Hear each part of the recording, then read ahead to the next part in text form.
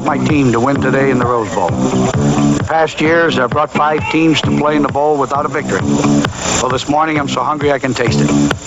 From myself and all the members of the Washington Huskies, the Pac-10 champions of 1980, we're looking forward to this afternoon's battle in the Rose Bowl with Michigan. It should be a great game.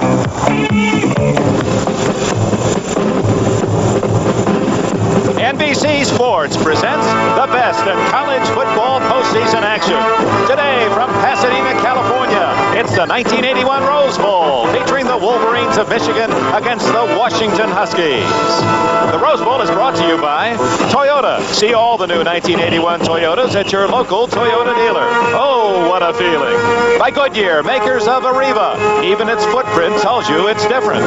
By Michelob Light, an exceptional light beer with a rich, smooth taste. And by Transamerica Corporation. Transamerica offers you first-rate service at a fair price.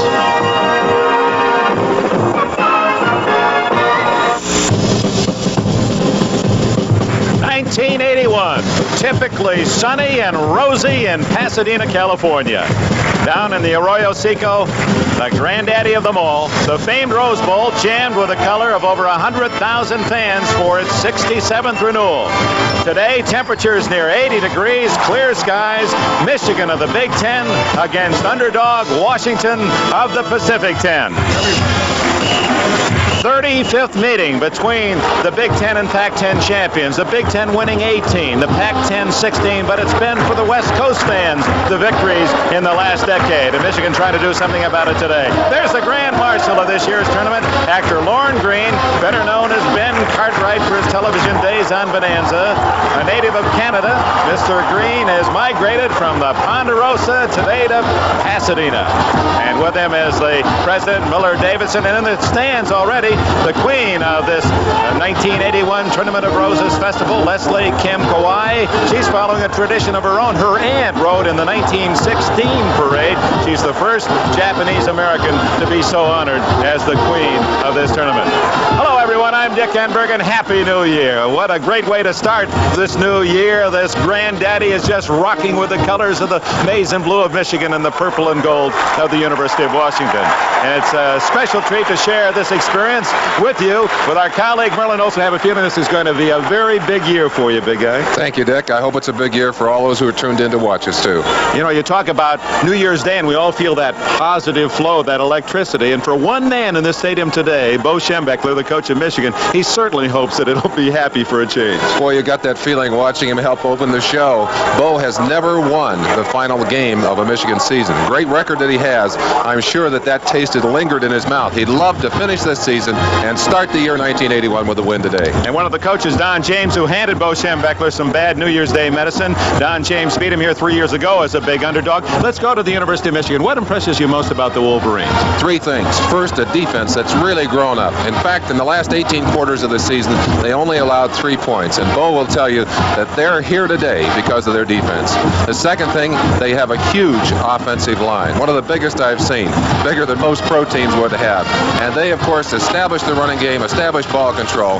We're going to keep an eye on it. And the third would be Anthony Carter would be my guess. Reading my mind. Anthony Carter. Anthony, the most exciting player on the field today. And believe me, our eyes and the eyes of the Washington defense are going to be on that man all day. He'll be easy to follow. He wears number 1. He's the smallest man of the starters on the field today. So for those of you who like the underdog or to root for the little guy, Anthony Carter is a mighty big little man for the University of Michigan. Another interesting story is the 2 quarterbacks in the game. John Wangler of Michigan and Tom Flick of Washington. They not only look alike, they're both fifth-year seniors. They both threw the same number of touchdown passes this year. They both have the same number of career touchdown passes. We can go on and on. Well, Tom Flick, I think the key for Washington, a hot and cold player. He's a streak passer. He needs a hot streak today. He needs to chew up that Michigan defense a little bit. Flick will have help from the second-best punt return team in the nation. Washington second only to Georgia.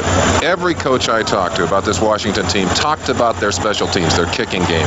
And I'm sure that kicking game, which is excellent in all phases, is going to have a big impact on the game today. Now the national anthem, the University of Michigan Band.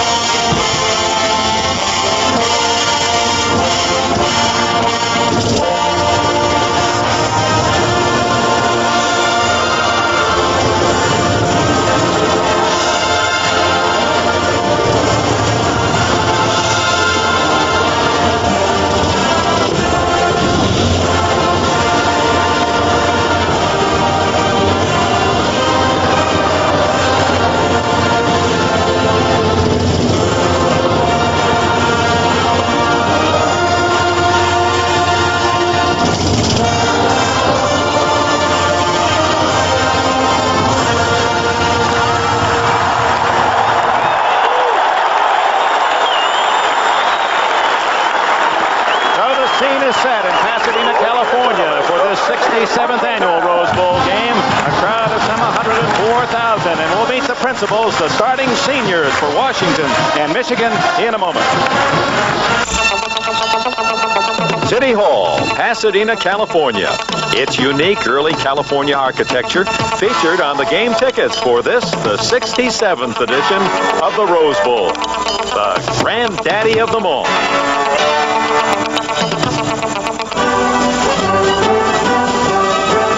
Now the players and the coach of the champions of the Big Ten, the Michigan Wolverines.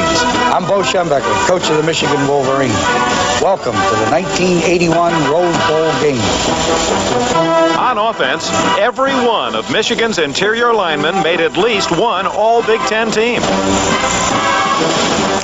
George Zulja, senior, center, Palos Park, Illinois. I'd like to thank the Lord for making this all possible, and hello, Mom and Dad. Hi, I'm Kurt Becker, senior, offensive guard from Aurora, Illinois. Hi, my name's John Powers. I'm a senior from Oak Park, Illinois. I play offensive guard, and I'd like to say hello to my newborn niece, Maggie. The Wolverine receivers, Alan Mitchell and All-American Anthony Carter. Hi, I'm Alan Mitchell. I'm a senior, split in from Detroit, Michigan.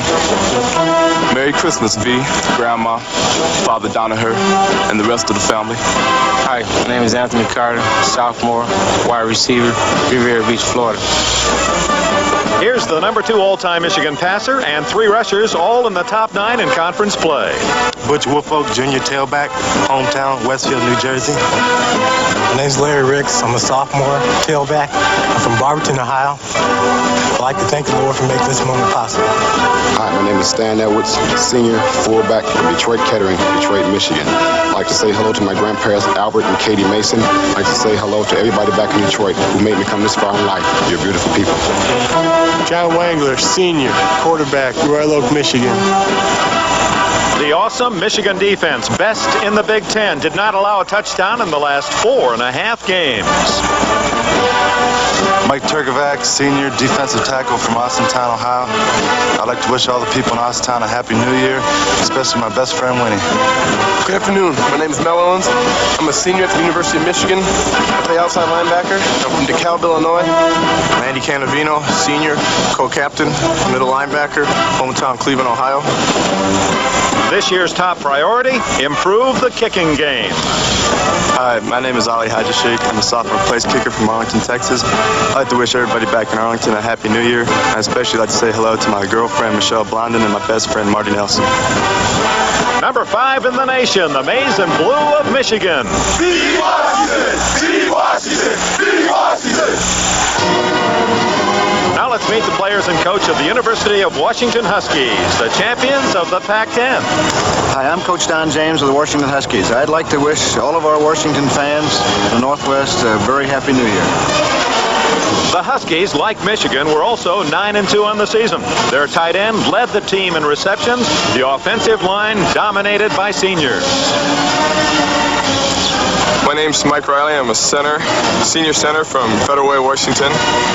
And I'd like to say hi to my grandparents, Mr. and Mrs. Fred Twist from Federal Way, and thank everybody for allowing me to play here today.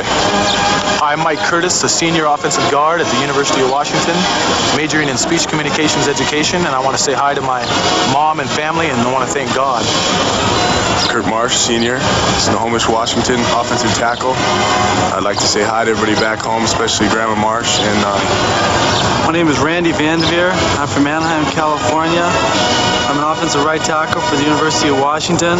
I'm a speech major, and I'd like to give a special thanks to my brother Tim for all his loyal support, and glory be to God. My name is David Bale, senior tight end from San Marino, California. I'd like to say hi to all my friends and relatives and to number 11. In the backfield, a 60% passer complemented by a powerful fullback and a clever outside runner. Hi, my name is Kyle Stevens. I'm a tailback from San Jose, California, and I'd like to say hi to all my friends in San Jose. Hi, my name is Tucson Tyler. I'm a senior, a position fullback, hometown Oceanside, California. Tom Flick, senior, quarterback from Bellevue, Washington. I'd like to say hi to my mom and dad who are at home right now. I miss your company, but I'll be home soon. Now the Washington defense, where three solid seniors provided the mortar in an otherwise young but vastly improved unit. Hi, I'm Brett Gagliardi. I'm a senior starting outside linebacker from Burien, Washington. My name is Jerry McLean, senior inside linebacker from Snohomish. I'd like to say hi to my girlfriend Marita and to dedicate my game to my grandfather. Hi, my name is Ken Gardner. I'm a senior strong safety. My hometown is from Seattle, Washington. A strong point, the Husky kicking game. Hi, my name is Rich Camarillo. I'm a senior punter from Pico Rivera, California. From Seattle, the Washington Huskies.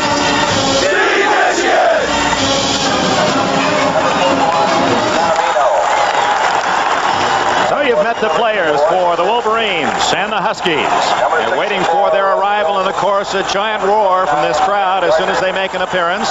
The captains are out with the officials, and soon we'll have the coin toss. Michigan played in its first Rose Bowl in the inaugural game in 1902 and shut out Stanford 49-0. Washington's first trip to Pasadena was 1924, and they tied Navy at 14. It's interesting, there have been only 3 ties in the history of the Rose Bowl, and this is the 67th game. This is a moment as a player, Merlin Olsen, must be the toughest time of all. I think the waiting, just having to wait for that first kickoff. The butterflies are intensified.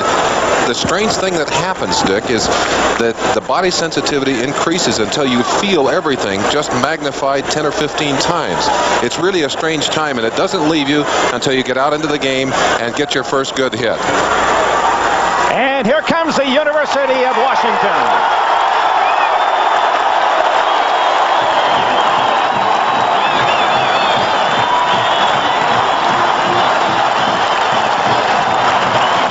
On the season, 6-1 in the conference. The Huskies, despite the problems in the Pacific 10 with 5 teams ineligible, were the legitimate Pacific 10 champion. Had all 10 been eligible, it still would have been Washington here today. And now the Wolverines, for the first time, you can spot the maize and blue helmets as they come through the portal down to our lower right. The Wolverines, who closed with a mad dash, shutting out their opponents in terms of touchdowns in 4.5 games, allowed only a field goal to Ohio State in the finale. The defense #1 in the conference. And their fans eager to give them a proper entry as they come on this magnificent field. Never been in better shape. I think the colors today are so intense. The feeling of football in this stadium right now is very, very special. I don't think I've ever felt a more intense crowd, Dick. And of course, a typical Chamber of Commerce day, and it started this morning. It was so warm this morning for the parade. Those normally bundled under heavy blankets and coats did not even need a jacket at 8 this morning. And here are the Wolverines.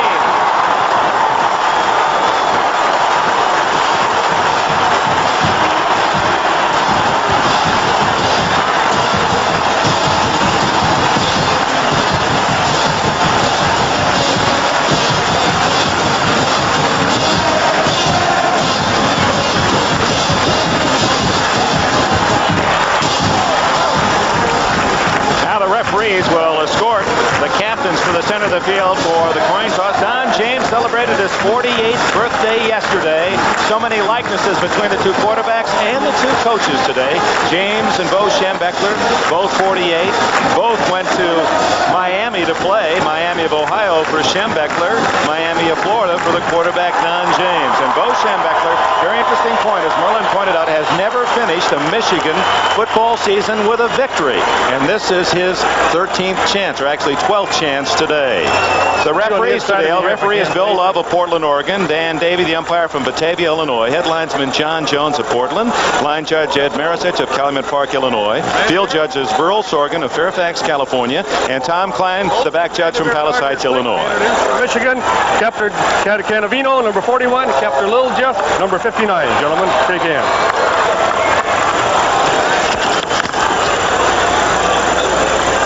Michigan is the visitor today. Got a coin. Heads is the head faced upward. Tails is the center backwards. You call it in the air. I'm going to catch it and turn it over. You called heads? They've called tails. They've called tails. It is heads. It's your coin and your choice. They've chosen to receive. It's your choice of gold. You want to defend this side, please. Over there.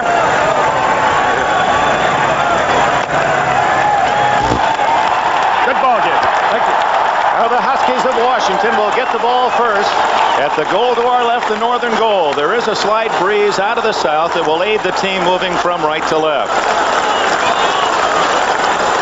Don James' team 9-2.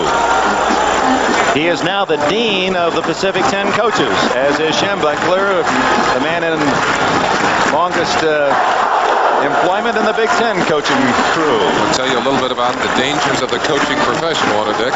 That's right. James in his 6th year already the dean of the West Coast coaches. The maize and blue with sophomore kicker Haja Sheik, and he'll be kicking it deep. Anthony Allen has been returning most of the kicks this year for the Huskies. 9-2 identical records. Wolverines ranked 5th, and the Huskies down in the second 20, or second 10 in the top 20 in the country. One of the things we'll have to be alert for throughout this day, in the big victory 3 years ago by the Huskies over Michigan, they really pulled out all the stops. They threw everything but the kitchen sink at Bo Schembechler's team. And I think you're liable to see some of that today. We may even see it on the opening kickoff or in the first series. 15, Anthony Allen, and Aaron Williams, 91 deep for the Huskies. It's a long kick. Haji Sheik sends it halfway into the end zone, where Allen will take the touchback. Set the Washington offense for you as Tom Flick, the senior from Bellevue, Washington, brings his team onto the field. Flick at quarterback. We'll have at the running backs Toussaint Taylor and Kyle Stevens, 2 sophomore wide receivers, both excellent, Aaron Williams and Paul Scansey. The offensive line. Bale, the tight end, is the leading receiver with 36 catches. Vanderveer, Curtis, Riley, Carter, and Marsh, basically a senior offensive line for Washington. 2 huge tackles. Both those tackles, 280 pounds. They are giants. Out of the eye from the 20-yard line. Stevens in motion. Flick to throw. Dumps it to Stevens. And he gained 3. Good coverage by the Wolverines. Andy Canavino, the captain and inside linebacker, with a tackle. The defense for the Michigan Wolverines. A 3-man front, triggerback, a top player, Jeff Shaw, the only freshman starter, Winfred Caraway, Mel Owens on the outside, Paul Gergash and Andy Canavino inside, and Robert Thompson. He's got great speed, one of the outside backers. Second down and 7.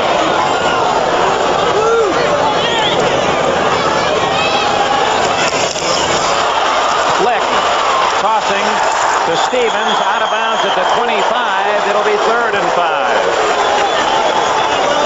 Body, the cornerback, and Gergash, the linebacker, with a tackle. They're the deep 4 for the Wolverines, a young, small defensive unit that really matured during the course of the year. Carpenter and Body at the corners, Bostic, the biggest of the 4, and a tough tackler, and Tony Jackson, a ball hawk, at free safety. Dick, we talked about the pressure on young Tom Flick. That defensive secondary has only allowed 3 touchdown passes this entire season. And they face some outstanding passing teams. Fleecer at Ohio State, Campbell at California, a couple of quarterbacks. Flick to throw, incomplete on a batted ball, and it's Williams down the sidelines. Williams has finally bounced out of bounds at the 23-yard line, and the key to the play is whether or not a Michigan player touched the ball. It went in and out of the hands of a Michigan and Washington player and back to Aaron Williams. If a Washington player touched it last, well, let's see. The ball actually is going to be ruled incomplete. It looked like a ball batted definitely by the defender back into the hands of the receiver. So the ball will come back for the penalty call, but it will not be on the catch. It will be on the line of scrimmage.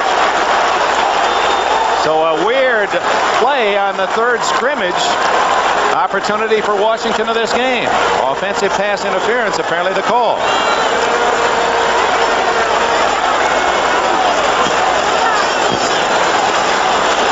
Yeah, we're going to get the signal after they might go off the penalty. It's going to be a 15 yards. Yep.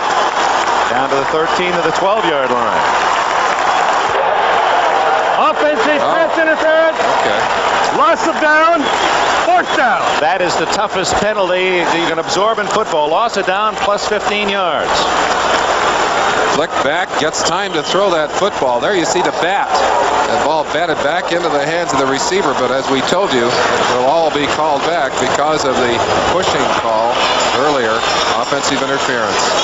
So had it not been for the offensive interference, which we do not see in our replay, that would have been a long gainer for Washington. It was a legitimate pass play otherwise. Well, and that's a costly problem there. They just had to call a timeout, literally waste a timeout, because I don't think the coaches realized they lost the down on that play. So it is 4th down and long, 18 yards for Don James Huskies, and Rich Camarillo, their punter, averaging 38 yards a punt, will kick it to the dangerous number 1 of Michigan, Anthony Carter. As we look at Carter, you'll notice he's one of the Wolverines. Well, on the uniforms they're wearing today, many of them do not have the numbers on their back, but they don't put his number or his name on his back because he uses the tearaway jersey. In fact, they have a dozen number 1s available for the game today just in case. But only one Anthony Carter. That's right. Camarillo will kick from about his own 2 and hits a beauty. Fair catch, Carter at midfield. The Wolverines will take over in excellent field position at the 50-yard line after a 38-yard punt by Camarillo. The key, though, to that punt was Carter did not get a chance to return.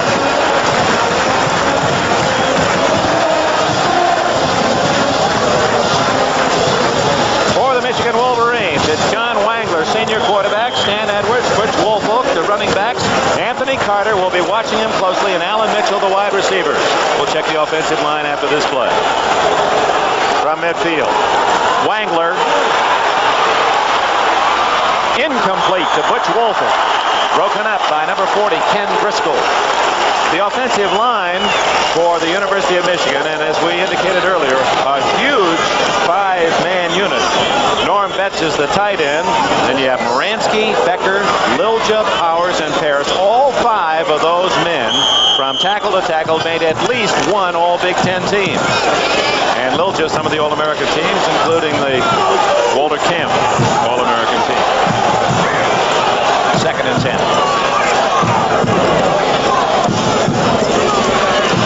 Oh, what a hit as the handoff to Stan Edwards and charging through the Huskies for a 2-yard loss. It was Mark Giroux, the junior from Mercer Island, Washington. Big hit, an aggressive play by the defense. Edwards getting out, looking for some room, but he's hit deep in the backfield. You can't make any yardage when they get that kind of penetration on you.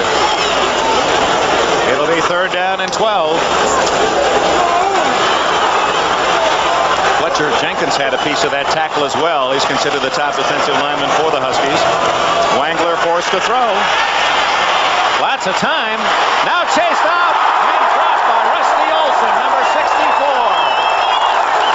Co-captain of the Huskies, and it's the defense of Washington that shines early. An interesting thing happens, Dick, to a team who's been ignored a little bit, and certainly if any of the 4 starting units have been downplayed, it's been the Washington defense. Maybe they got their nose up in the air a little bit and said, hey, don't talk bad about us. We're going to show you what kind of players we are. They've done that in this first series. Ray Horton, a solo safety, as Don Bracken, who set an all-time Michigan single-season punting mark, will kick at the rush on, and he gets it off. Short kick. Out of bounds, and Washington will come up with good field position at the 34-yard line. Washington gains on the exchange of kicks considerably, and we have a timeout in the Rose Bowl. We played 2.5 minutes, and the Huskies and Wolverines, no score. Dick Enberg with Merlin Olsen at the Rose Bowl in Pasadena. No score, each team with a chance to move the ball. Both wound up with deficit yardage. First down, Huskies at the 34-yard line. Flick to Stevens, has a hole at the 40. He's all the way to the 50-yard line. The initial first down of the game. They mark it at the 49. 15 yards for Washington.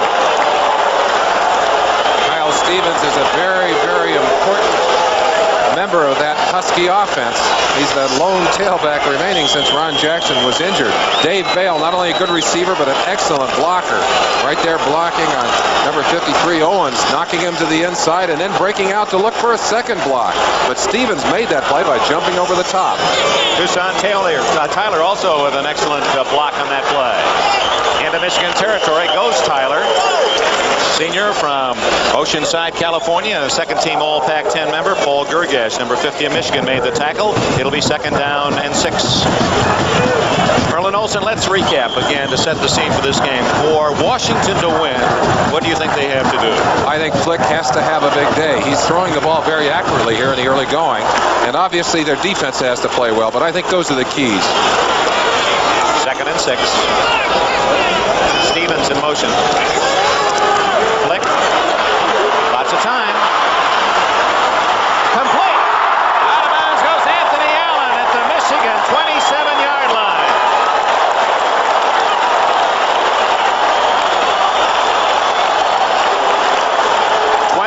On the play. One of the questions I had in watching Tom Flick work in practice was, did he have the finesse to throw this pass, which is over the top, waiting until he has just the right opportunity, drops it over the defender Carpenter right into the hands of his receiver Anthony Allen. That's a fine play, and they're going to have the first opportunity to score in this game. The two flankers for Washington, Scansey and Allen, had 61 catches between them. Stevens, big hole. He gets to the 22-yard line, a gain of 5 as Owens and Canavino closed in on Stevens when it appeared he'd get much more. Mike Riley with a great block. You can see why the Washington fans have really enjoyed watching this young man perform. He reads the opening quickly back to the inside. That's great acceleration. That's what you need when you get room inside, the ability to pop into the open quickly, and then you saw him extending for the extra yardage. He's impressive here in the early going. 2nd and 5. Washington has driven to the Michigan 22. Flick. Open. First down is Ron Blacken, number 17.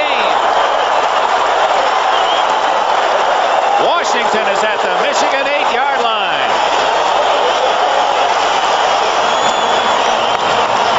One of the things we're seeing here early, that Washington offensive line is giving Flick time to look for the open receiver, and he's not wasting those opportunities.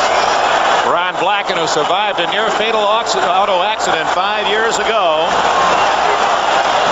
had 13 catches this year. He's placed Washington 1st and goal at the 8. Allen in motion. Tyler to the 4-yard line, and he just ran right over his own blockers. Canavino was in the midst of the defensive charge for the Wolverines, along with Keith Bostic and Brian Carpenter. Bo Schembechler said early this week that the thing that had impressed him about this Washington team was the way they balanced run and pass. And they've certainly done an excellent job of mixing the run and the pass on this drive.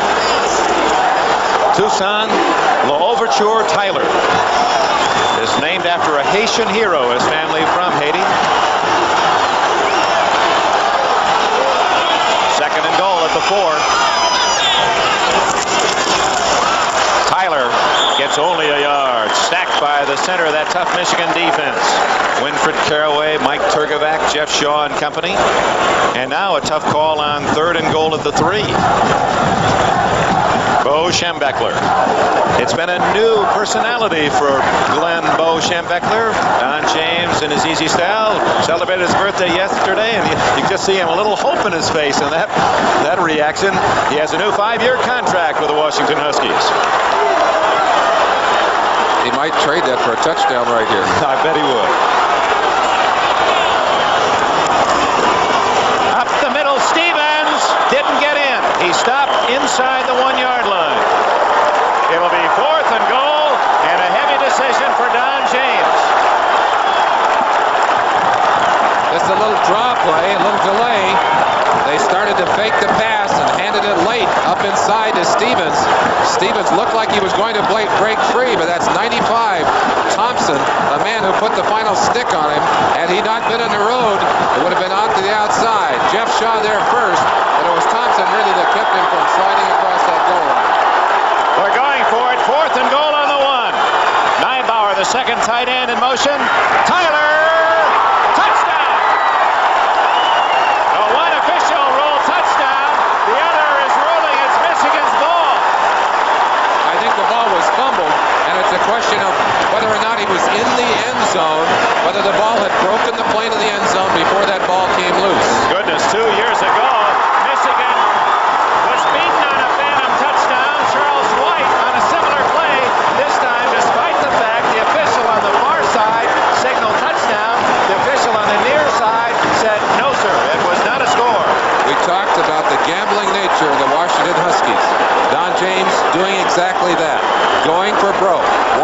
7 points. I think he knows he may not get that many chances to score. And there you saw the ball popping loose as the ball carrier, that's Tyler, goes up over the top. The ball bounced cleanly loose. Good call by the officials. They were right on top of that. Michigan takes over at the 1-foot line. And that's close to a safety. Very close. Rusty Olson, 64, came out of the pile shaking his fist. He thought he had 2 points. As Butch Wolford barely got back to the goal line. That's fine defense. Let's pat that Michigan defense on the back. We talked about their record. I don't think they've had a more critical series of downs this entire season than that series, even though it's early in the game. You don't want to let a team off 7 points ahead of you with a quick, long drive if you can possibly help it, and they've dodged the bullet here.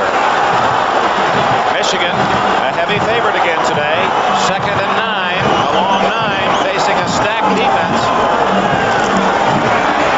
It's Wolford to the 6-yard line, and that'll bring up 3rd and a short 5. Rusty Olson again slashing in to make the tackle. Let's take a look at that Washington defense. Fletcher Jenkins, considered, well, they say next year's a senior, will be a #1 draft pick. Brian Stone, Rusty Olson in the middle. Gagliardi, Driscoll, McLean, and Stewart, the 4 linebackers. Ray Horton, he's very dangerous. Bill Stapleton at the corners. Derek Harvey and Ken Gardner at safety. 3rd and 5, Wangler from his own end zone, going for Carter. Incomplete and no flag. Their feet became entangled, and in the college ball, the officials in fact talked to us about that yesterday. Incidental trip with the legs entangled is not interference. There was a call, and exactly as you called it. Now watch their feet. They're both looking at the ball. They're both going for the ball and entitled to go after it. That's an accidental contact. Now if you watch Carter, when he gets up, he doesn't question it. In fact, he slapped Horton on the hand. Ray Horton, solo safety at midfield. He returned to punt 73 yards for a touchdown against USC in a big win in Los Angeles that got Washington here. Don Bracken hits a low one. It's returnable. Oh, takes a great bounce for Michigan.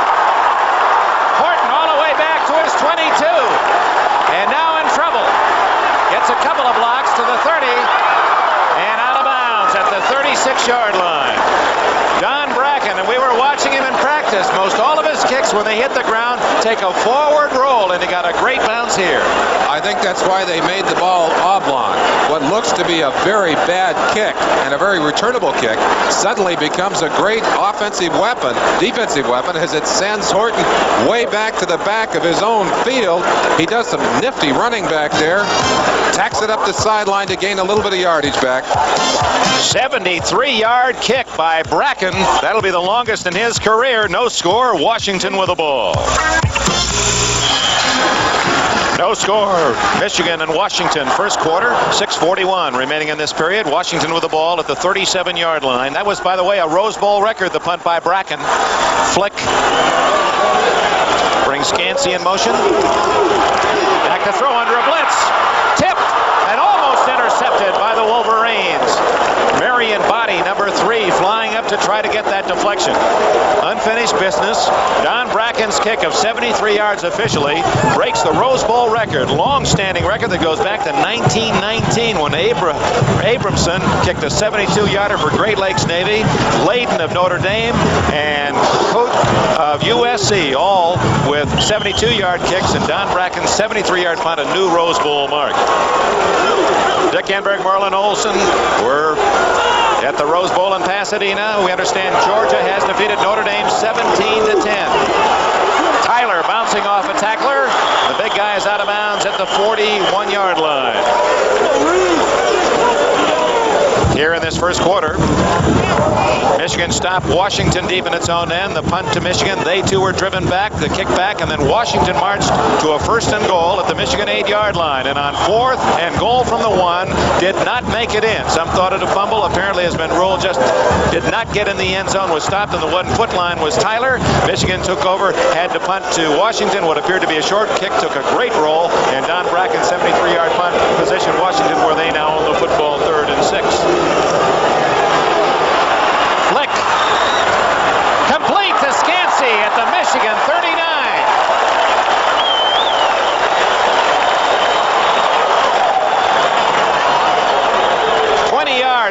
Washington and a first down. Dick, we talked about the similarities between the two quarterbacks. One of the differences in the two quarterbacks, I think Flick has the stronger arm of the two, and he used that strength to deliver that ball right on target. This is a perfect pass. Again, something we talked about early, lots of time to throw the football, but watch how accurately that ball is thrown. Oh, he dropped that right in a teacup. First down. Kyle Stevens smothered at the Michigan 37 after a gain of 2.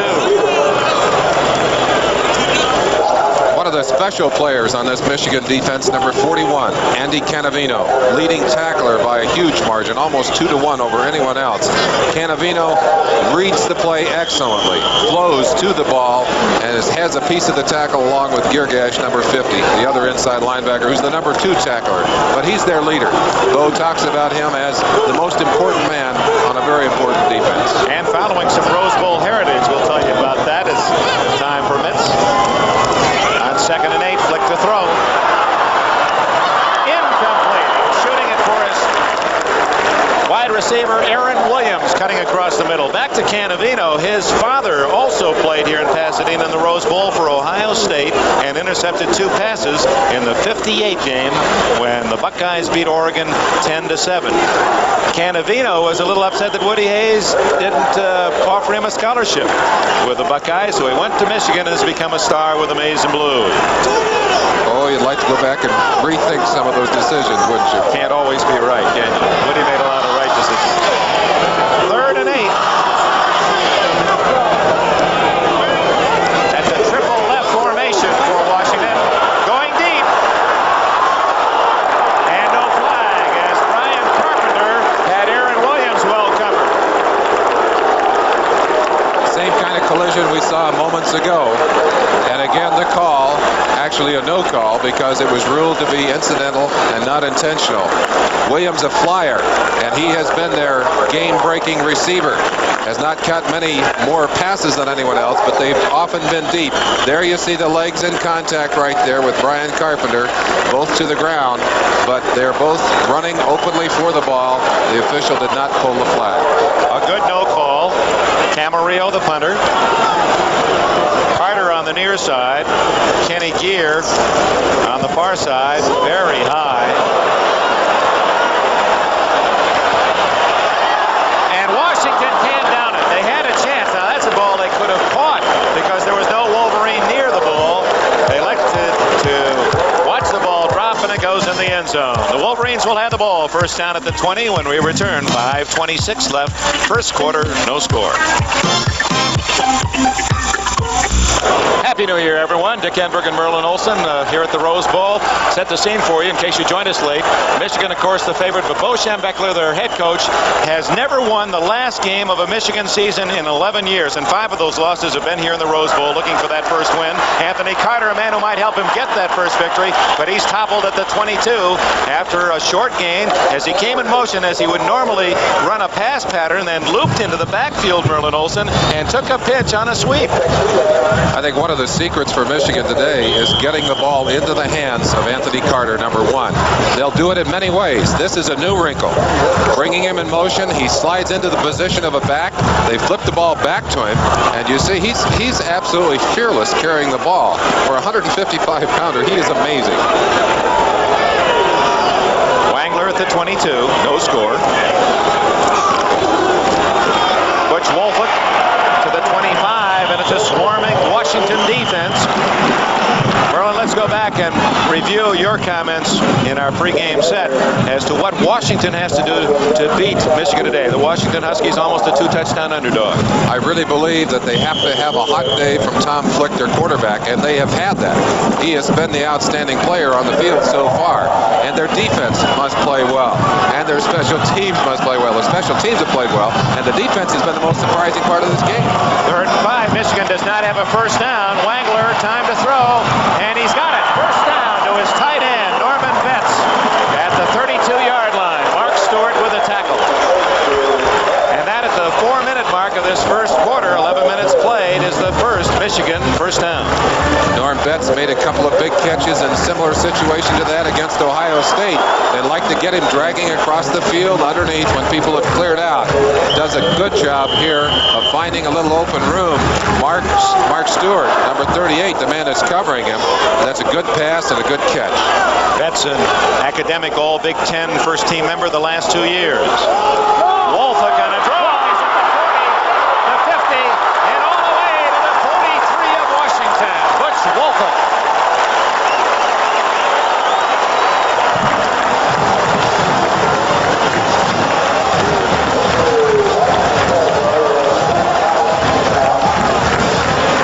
We talked about the huge offensive line, and they're taking advantage there. That's Mark Giroux diving to try and get a piece of Butch Popo, but he just runs away from everyone using his fine speed. He's a sprinter, and he sure showed it to you there. 24 yards to match the number on his back. First down at the 44 of the Huskies. Wolford again, and another big gain to the Washington 33. And suddenly it appears, Merlin, they've gone to some traps.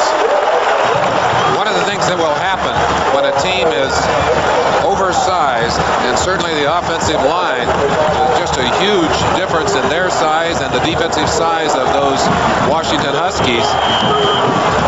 That may not show in the early going because of the emotional pitch of the defense, but late in the game it's going to come through, and that may be what we're seeing already. Drive started back at the 20-yard line. No score in the game. 3 minutes left in the first quarter. First down after the 11-yard run by Wolford. This time it's Stan Edwards. And he's bounced down at the 30-yard line. An excellent hit by number 40, Ken Driscoll, a sophomore from Tacoma, Washington. If not for Driscoll's hard hit, Edwards had a lot of green grass to the outside. The thing that is disturbing, and I'm sure it's a little bit frightening to the defensive coordinator, Jim Lambright, is his defense is being blown off the ball. They're being blown back into their own secondary, giving those runners for the Wolverines lots of room to operate. The All-American Carter flank right. 2nd and 7. Wangler is going to throw. In trouble, and down he goes. Brett Gagliardi, a senior from Seattle, drops him for a loss at the 41.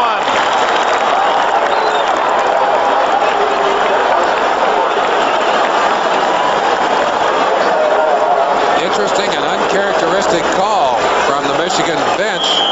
Of course, the plays are sent in from the sideline, and when the running game is going, you would expect a team that has made its name as a running team to continue to run. Instead, Wangler goes back to pass, pays the price to a fine defensive play by Gagliardi. We should point out that Wangler, recovering from very serious knee surgery, and you can see he's not very mobile. He's going long for Carter. And Carter well covered by Ken Gardner, number 29 at safeties. Thus far, they've blanketed number 1. He's not been able to find daylight. I think, in fact, Merlin, I think on the play previous, Wangler was dropped for the loss looking for Carter, who was so well covered by Horton. They have put Horton man-to-man on Carter, and they're using some zones to try and cover the rest of the field, and it has been very effective. They know they have to keep the football away from number 1. Anthony Carter, 46 catches, had 13 touchdown receptions this year. It's Bracken to kick. Ray Horton stands at the 10-yard line for Washington. He pooches it, and it's a good one. Michigan will down it at the 3-yard line.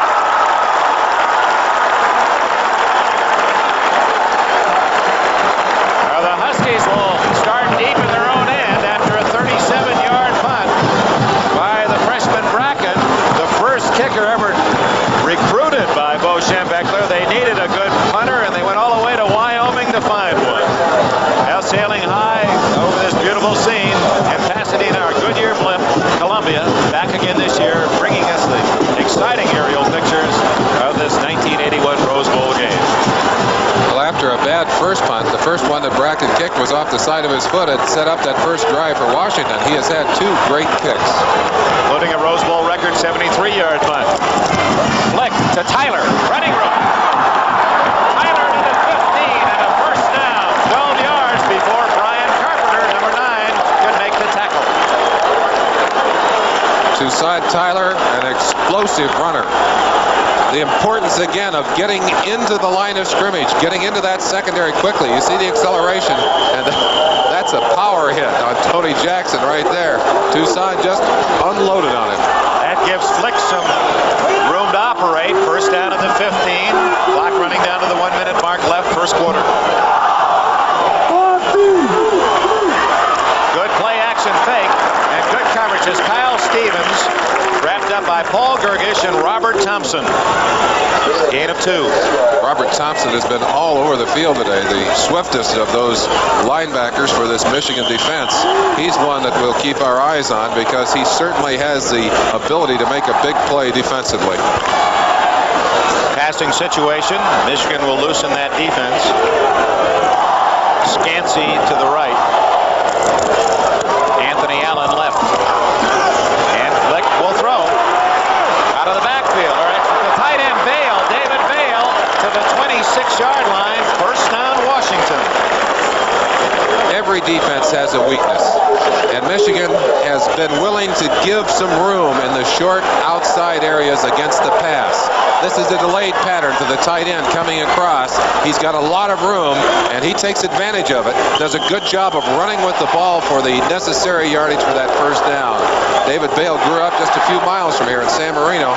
Been a good homecoming from him. What a fine year he's had. Went to Pasadena City College, so he is back home. Played on the junior Rose Bowl team. Flick on a roll, has a man. Allen down at the 37. That's near another first down. Well, Washington has had no trouble moving the ball, especially through the air. Problem is they have not been able to get any points on the board.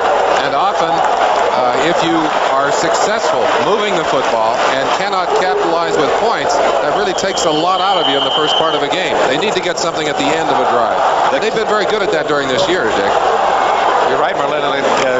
Opportunistic team they have been inside that 40-yard line. They have scored on almost every occasion. Tom Flick going to the sidelines as the first quarter comes to an end. We've played 15 minutes in Pasadena in this 67th Rose Bowl game. Michigan and Washington are scoreless. Second quarter, this 1981 Rose Bowl game. Happy New Year from all of us at NBC. And Michigan, very tough all season long, allowed only 10 points in the first quarter. And true to form, they shut out Washington in the first 15 minutes today. But the Huskies have returned the favor, and it's Washington's ball. First and 10 at its 37-yard line as we open the second quarter. Tom Flick to throw. Wide open is Bale, and he's out of bounds at the 45-yard line. A gain of 8 more. And there was no one close to Bale in a white uniform. Let's take a look at Washington's scoring report card in the course of this 1980 season, and they got an A grade in the second period. Those numbers are quite unbelievable. 119 points. The second quarter has been their quarter throughout the season. They'd love to have it be their quarter here in the Rose Bowl. By the way, they were the top scoring team in the Pac-10 this year. Flick 7 for 11 passing, but he stays on the ground to Tyler, and it was read well. Andy Canavino, 41, read the play well, forced Tyler wide, and Mel Owens, 53, finished him off for a loss. One of the things that I really like about this Michigan defense is their quickness and their ability to pursue. You know, one of the ways to test the defense in analyzing their seasonal record is to ask how many long runs have been taken against them and how many long passes. Well, we told you that 3 touchdown passes on the year, only 1 long run of 30 yards, and just a few between the 15 and 30s. That's a very quick and a very active defense. And a very big play. Washington went from 2nd and 2 to 3rd and 5. Flick over the middle, complete to Allen. Great move. Anthony Allen to the 29.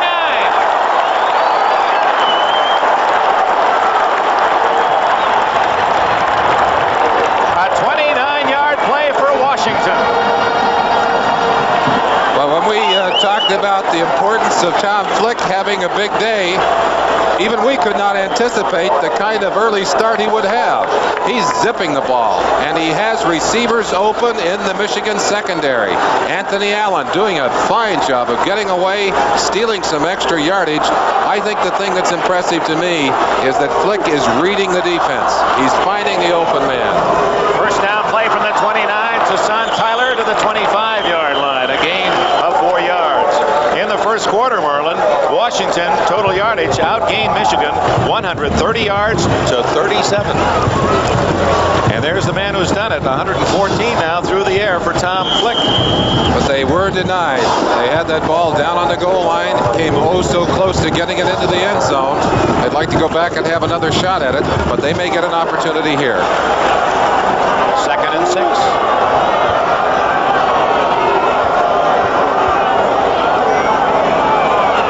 Audible by the quarterback Flick. Blindside blitz. He gets away, throwing to Scansey. Intercepted. So Michigan, Ryan Carpenter stops the Huskies.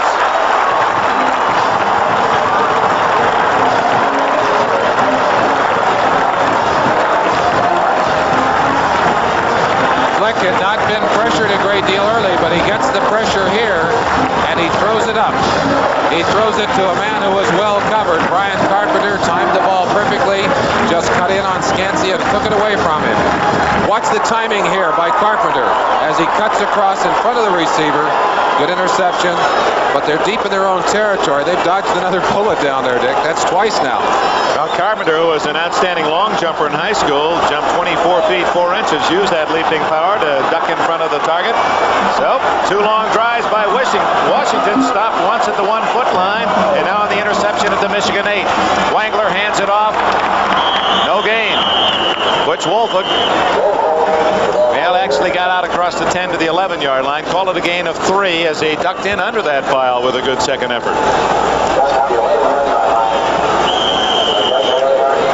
In comes Alan Mitchell, number 30. There's a very important statistic, as we well know. If you can get the ball some extra times through interceptions or fumbles, and Washington's a +13, Michigan a +7 on the year. Washington has forced an incredible number of fumbles and averaged 4 takeaways a game during the course of the year. A key to their success. Almost a fumble, but Wolford has a first down at the 21-yard line before Ken Gardner can make the tackle.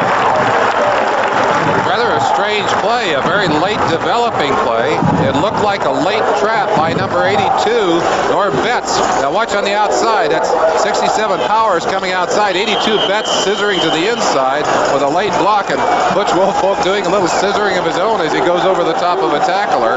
They've got their first down. They've got a little room to operate. I think we might see a more conservative offense here, though, from Bo Schembechler. No score in the game. 12 minutes remaining in the first half. Wolfolk hit in the backfield. What a play by Mark Stewart, a sophomore from San Jose, California. He tied for the lead this year with 10 tackles for losses, and he drilled Wolfolk for that one. He was a sprint champion in high school in San Jose, and he's 6'4" and 227. Interestingly, he was born at the Stanford University Hospital, but stayed in the Pac-10 going north to the great Northwest in Seattle, University of Washington. 2nd and 12.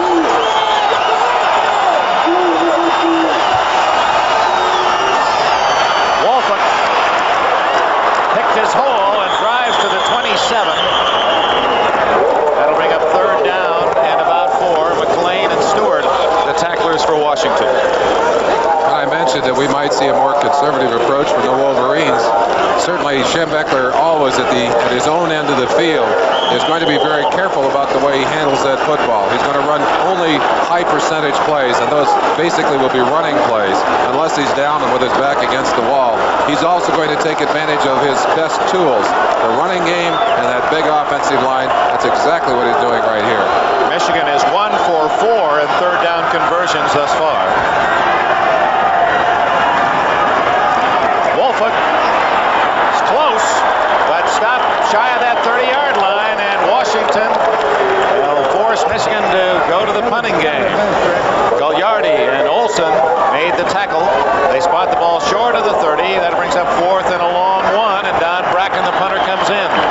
And on that play, you see one of the basic differences between these two teams. Washington would have thrown the football, and Michigan trusts the running game. Good point, Merlin Olsen. Don Bracken, who's had an excellent day after Merlin pointed out it.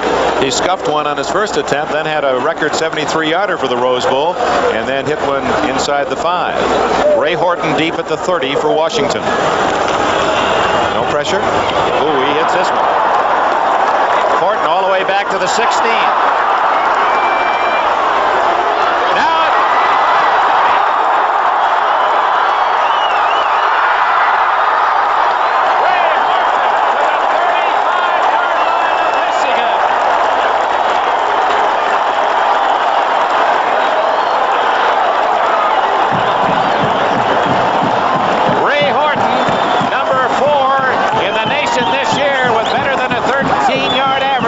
A 55-yard kick. He takes it back 40 yards. And how often you see a mistiming of a kick or a punt lead to a big return. Everyone got down there in time to be bunched up. Horton saw some room, popped out, and a very big play for Washington.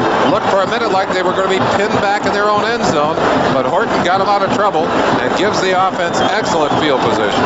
And Merlin, to harken back on one of the points that we made prior to the game today, that the University of Washington, to play well today, needed a hot hand from Tom Flick. Although they've not scored, he certainly has thrown the ball well. And the other was the great respect opposing coaches have and had this year for the Washington kick return game. And they've shown it there with Horton. 40 yards to set it up, first down at the Michigan 35. Kyle Stevens, and he's to the Michigan 27, a gain of 8 on first down.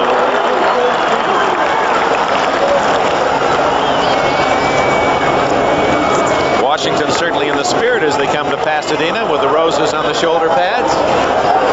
They enjoyed their first visit here. Some of these youngsters, a handful of them played briefly in the game 3 years ago when they upset Michigan 27-20. You'll recall that was a game where Warren Moon got them ahead 24-0, and then Washington just did hold off the comeback by Rick Leach and the Wolverines, winning 27-20. Stevens, fumble, and it goes right to Washington. That's going to be a touchdown. No, they marked it dead. They marked it dead. Mike Riley caught the fumble, and there's one of the quickest whistles you'll ever see. The man was not down. The tackle forced the ball free.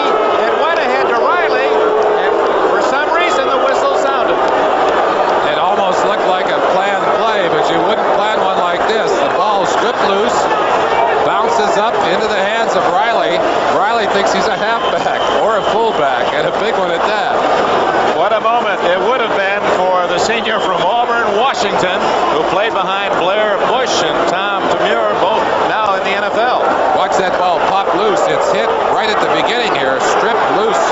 63, Cedric Winfred Caraway, the man that knocked it loose. It's third and less than a yard, and Tyler has a first down for Washington at the 24-yard line. We'll see how important that call was. Or as Bo Schembechler would say, I've got one of those coming anyway.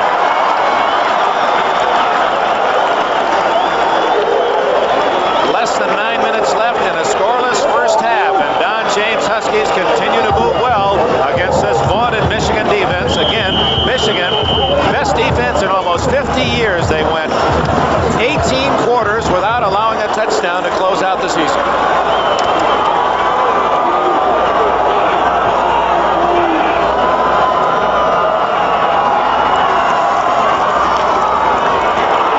Stevens to the 23, where he scissored down Winfred Caraway, 63, sophomore from Detroit, a high school All-American, along with Mike Turgovac, the senior from Austintown, Ohio.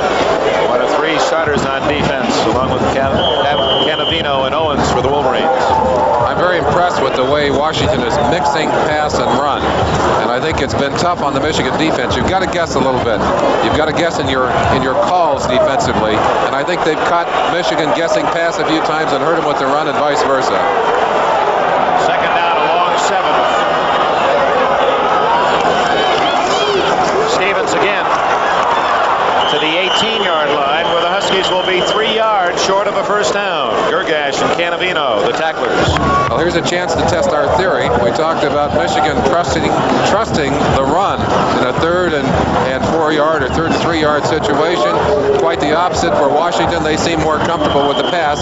Let's see what Dom James has planned on this particular play. Not trying to bail you out just in case that theory doesn't work, but the difference was that Michigan was in its own end of the field, 3rd and 4, and now the Huskies are in 4-down territory. I'm guessing he's going to run, Merlin. I haven't been right yet this year. Wrong. Flick. Incomplete.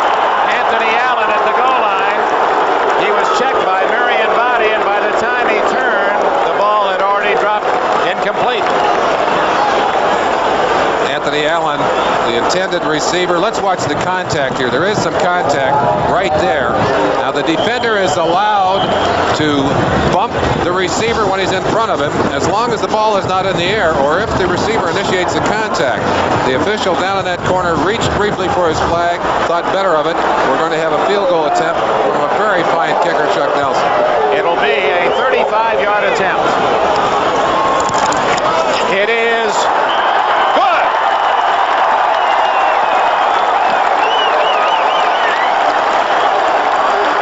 Chuck Nelson, the top place kicker in the conference, nails one from 35 yards, and the Huskies are on the board first.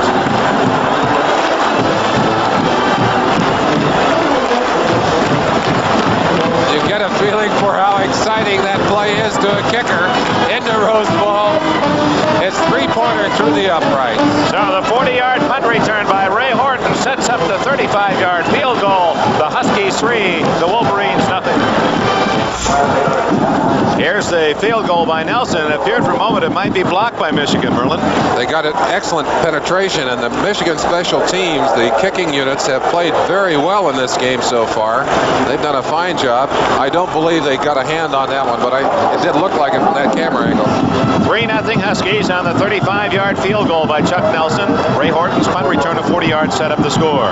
Anthony Carter, Stan Edwards, they stack up to try to deceive the kicker, but nothing is deceptive about that except long. It'll be a touchback. Total offense in the game. Washington 3 times the yardage over the favored Michigan Wolverines, but only 3 points to show for it. They've dominated play in the first half. I think you hit the most important statistic right on the head, though. They only have 3 points, and of course that's the most important stat we have in this game. Don James knows that Bo Schembechler's team is only a field goal away from a tie and a big play away from a touchdown, which would put them in the lead. Washington 3 times inside the Michigan 20, but have just a field goal to show for the effort. Stan Edwards, he's been quiet thus far and rips an 8-yard gain before Jerry McLean and Brett Gagliardi can make the tackle. They've been going to Wolfolk, and Edwards, who started due to an injury to Harlan Huckleby 3 years ago in the Rose Bowl, finally gets a chance to lug the ball himself. You see a number of 3 100-yard games for Edwards. Wolfolk also has 3 100-yard games, and they've actually had a total of 8 100-yard games if you count the other back, Ricks, into that. Larry Ricks had 2. Edwards again, big hole, 40, and a first down at the 45.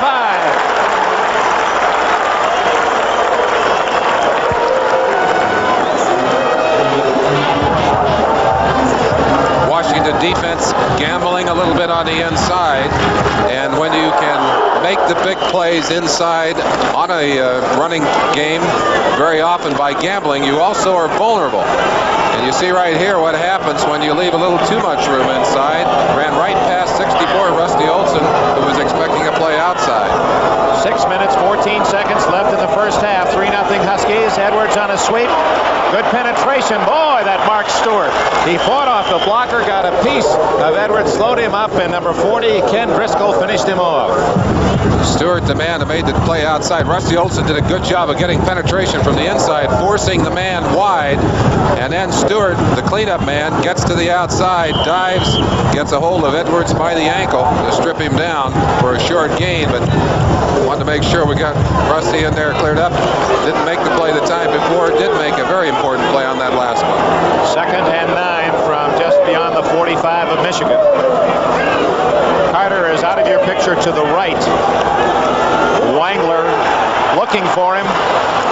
Incomplete at the Washington 47. Carter slipped, still got his hands in the ball. Mark Stewart was putting pressure on the quarterback. Want to watch a man draw a crowd? Watch number 1, Anthony Carter. We talked about Horton. He's going to shadow him all day. Help is on the way. Kenny Gardner will be arriving on the scene shortly, but that's a super one-on-one play on a very fine receiver. And a man who's not just a sprinter. He's a football player. He'll go up and he'll fight you for the football. He'll catch you in traffic. And again, at 155 pounds, the lightest man, if not the smallest man on the field. Third down draw play, and it's going to work. Wolford, he's to the 40. He's all the way to the Washington 30.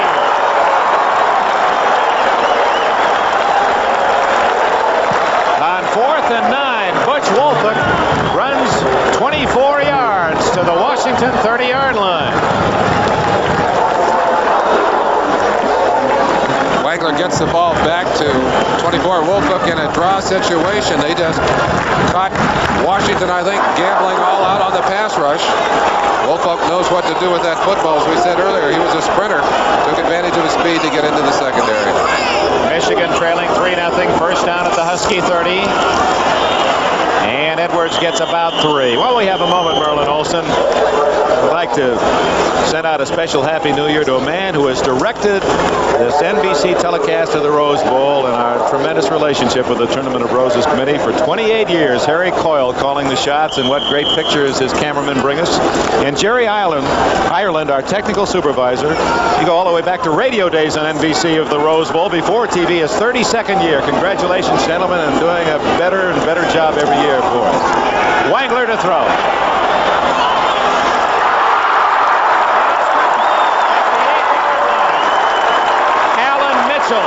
First and goal.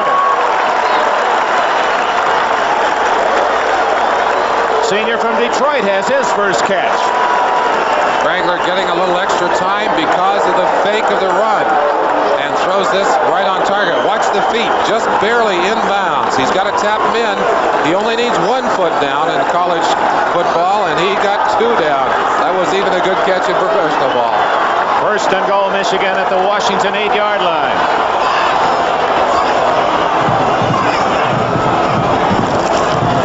Wolford.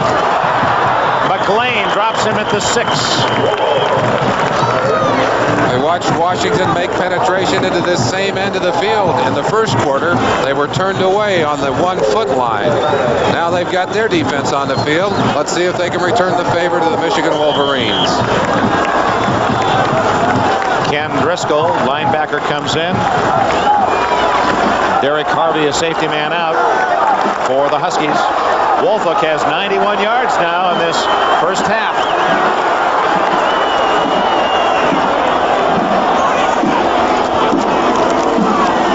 Wolfhook again. Touchdown!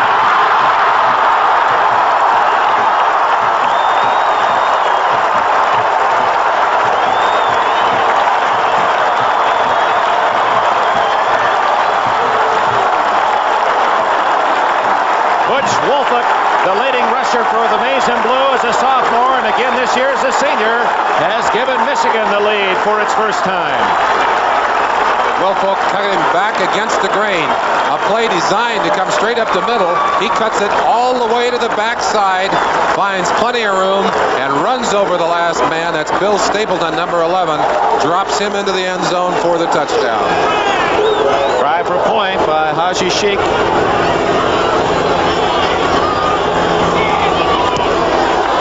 It's there. So after the field goal by Washington, Michigan engineers an 80-yard drive. Wolfhook from 6 yards for the touchdown, and the score with 3:39 remaining in the first half. Michigan 7, Washington 3.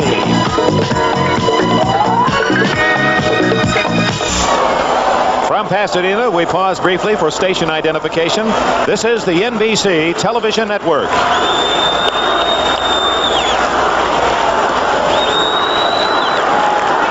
On a beautiful football day, nearly 80 degrees in Southern California. This 1981 Rose Bowl finds Michigan ahead of Washington 7-3. Anthony Allen at the 5-yard line. Allen of the Huskies breaks a tackle and gets to the 21. Carlton Rose, a linebacker for the Wolverines, made the tackle, and we have a flag on the play at the spot where the tackle was made. There's the numbers on the drive, 80 yards and 9 plays, with Wolfhook, who was the star runner on that drive, getting the touchdown from 6 yards out. You saw the referee signal clipping against Washington. Half the distance to the goal to the 10.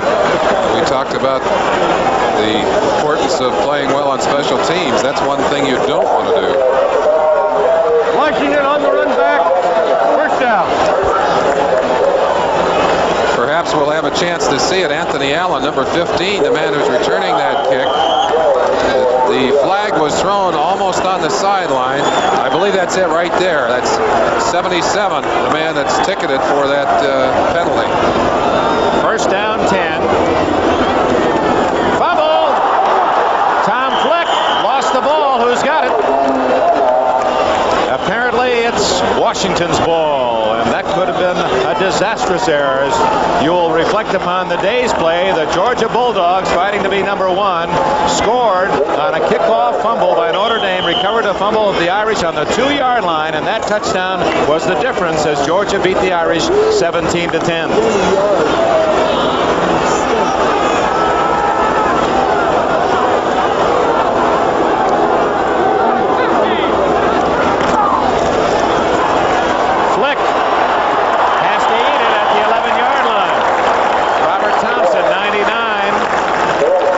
Shut him off along with Keith Bostic, the safety.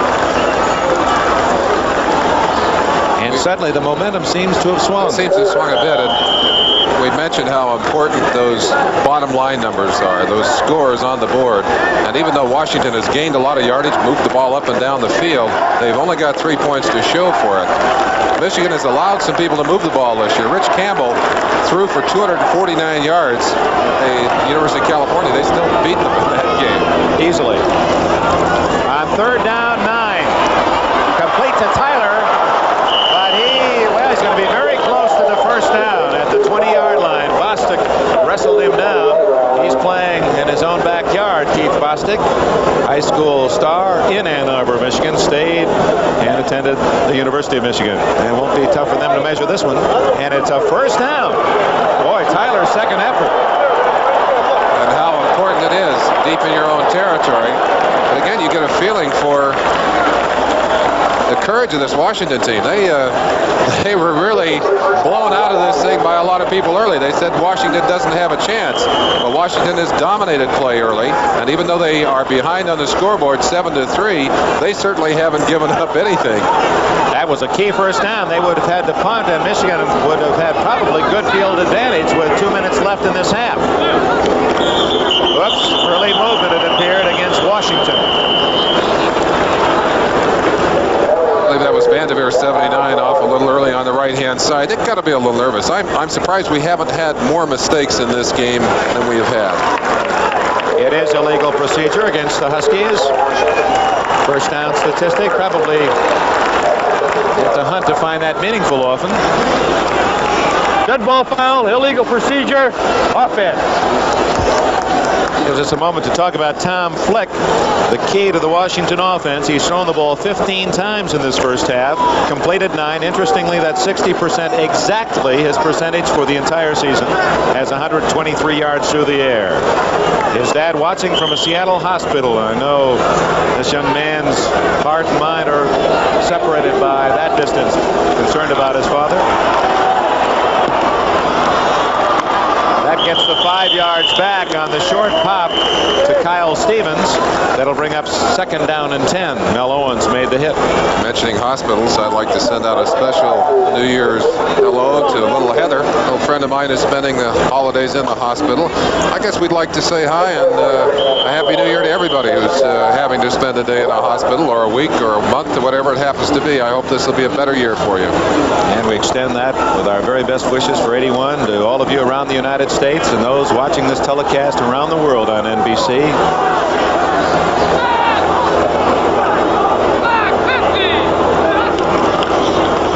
Stevens almost got to some daylight. He's to the 28-yard line, 2 yards shy of a Washington first down. The clock is now running at 1:15, 1:14. I'm really impressed with the quality of football we've seen so far in this game. Good offensive performance by both teams, some outstanding defensive plays.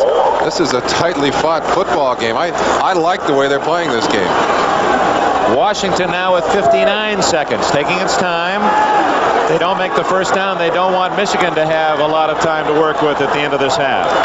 We'll see some timeouts if Washington picks up the first down.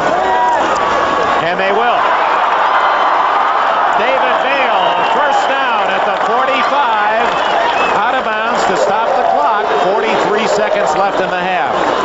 17-yard play. David Bale, a favorite receiver for Tom Flick during the season. We talked about the weakness of the Michigan defense in the flat areas. Keith Bostic, number 13, coming out late, but Bale finds room to amble down that sideline, gets it all the way out just shy of the 45-yard line. They've got time to do something here if they'll get moving. A lot of young high school players watching, hoping they'll be recruited. If you're not recruited by a major school, doesn't mean you can make it. Bale, no one wanted him out of high school. He went to Pasadena City College and now collegiate star. Down the middle. Incomplete. What a hit on Aaron Williams, and he made a marvelous effort to try to hang on to the ball. Evan Cooper, 21, broke up the play. He's a fifth back in as Michigan's going to an extra defender. 37 seconds left. Watch the concentration of this receiver at the end of this play. Flick gets it a little bit behind him, and he does everything but stand on his head. Look at him reaching back, hangs on to that football as long as possible, but the hit just stripped him of that ball. That's, again, good football on both sides of the line. 2nd and 10 from the 45 of Washington. They trail Michigan 7-3. Time running out of the half. Open is Scansey. Complete at the Michigan 38. Let's see if Washington calls time. They do. Well, at least there'll be a time call to get the chains in place, or has Washington elected to use a timeout? That timeout that they had to take early in the game when they lost it down on a penalty is very costly to them right now. 29 seconds left. Washington driving close to at least field goal range, trailing the Wolverines by 4. 7-3, Michigan leading Washington. Later in today's game, Merlin and I, along with Jack O'Rourke and Rick Borzano for NBC Radio, will be selecting the Toyota outstanding players from each team, and we'll make the announcement at the end of the game. Each school will receive a $1,000 scholarship to their respective general scholarship funds. Don James, Huskies, with 29 seconds left in this first half, have a first down at the Michigan 38. I think we got an audible. Flick to throw. Over the middle. Anthony Allen, 24-yard line and a first down. Washington has only one timeout left. This timeout, an official timeout, to move the chains. That was a 14-yard play. We won't see a huddle here. They're already lined up and ready to go. They've called 2 plays in the huddle, Dick. You'll watch the referee mark the ball and the clock will begin. There it is. 7-3 Michigan. It's lead in jeopardy. Quick out, complete to Anthony Allen. They picked up a few yards and stopped the clock with 17 seconds left. And Flick is throwing the ball very effectively. Interestingly enough, after watching him in practice, I think he's throwing it better in the game than he did in practice. He is really a gamer. He's had some great games, Merlin. Arizona will attest to that. He was 16 for 17 against the Wildcats and 3 touchdowns. 7-3, Michigan in the lead. The last 3 possessions, or the last 2, have led to scores, and Washington trying to get something themselves before the intermission. From the Michigan 19. In the flat to Stevens. Is he out of bounds? Yes! With a first down at the Michigan 10. Stopping the clock with 11 seconds left. What a drive by Washington. Flick again, reading the defense and taking advantage of that open area in the flat. Getting the ball to a running back who knows what to do it. Just barely did get out of bounds. In fact, it looked from that angle that he didn't get out of bounds. The clock is running. 5. I don't think Washington realizes it. Going for the touchdown. Incomplete, and 1 second left. With 1 second left, Washington will have a final chance, and they're not going to gamble. They're bringing in the field goal unit. A shot at a touchdown. The ball thrown over the top of Carpenter. Brian Carpenter, number 9. Anthony Allen gets up, gets one hand on the football, and simply could not hang on. But that's the kind of pass you're not going to throw in an area where it can be intercepted. An apparent field goal attempt from 20, make that 27 yards. And it is good. So on the final play of the first half, the Huskies get their second field goal.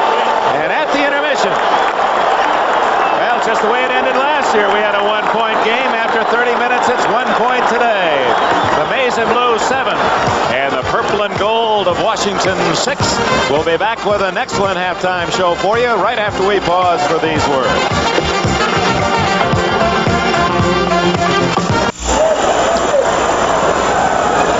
We start the second half, and Michigan, of course, will receive. They kicked off to start the game and will defend the goal to our left. Although the breeze, slight breeze from right to left start of the game, the flags are hanging limp at the moment. The official statistics of the first half, Merlin Olsen, indicate Washington outgained the Wolverines 2-1. Actually had 14 first downs to just 7 from Michigan. And interesting how they gained those. 11 by pass, 3 by run. Michigan had 5 by run and 2 by pass. Time of possession not quite as unbalanced as you would expect with that imbalance in first downs. Total yardage very heavily on the part of very heavily in favor of Washington. But as we said, the most important stat, the score on the board. And in that statistic, Washington is 1 point behind the Wolverines of Michigan.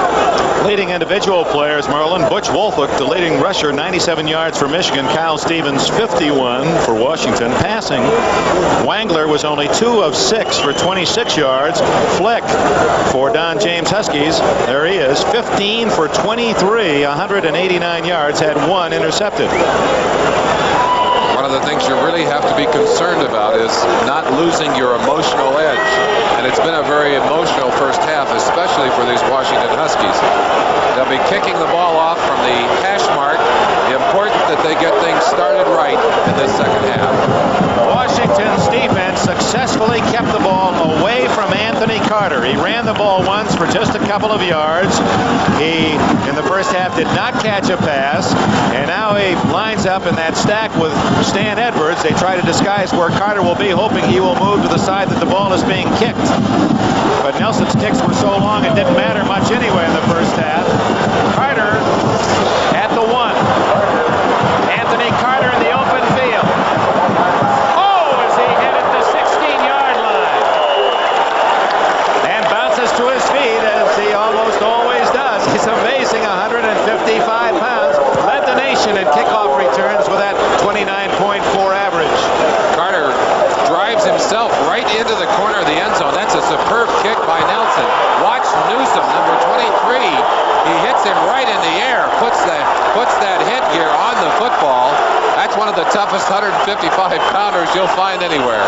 Number 30, Chris O'Connor, finished the tackle. First play at Stan Edwards, no gain. The fullback for the Wolverines ran right into Mark Giroux, number 67, the nose guard for the Huskies.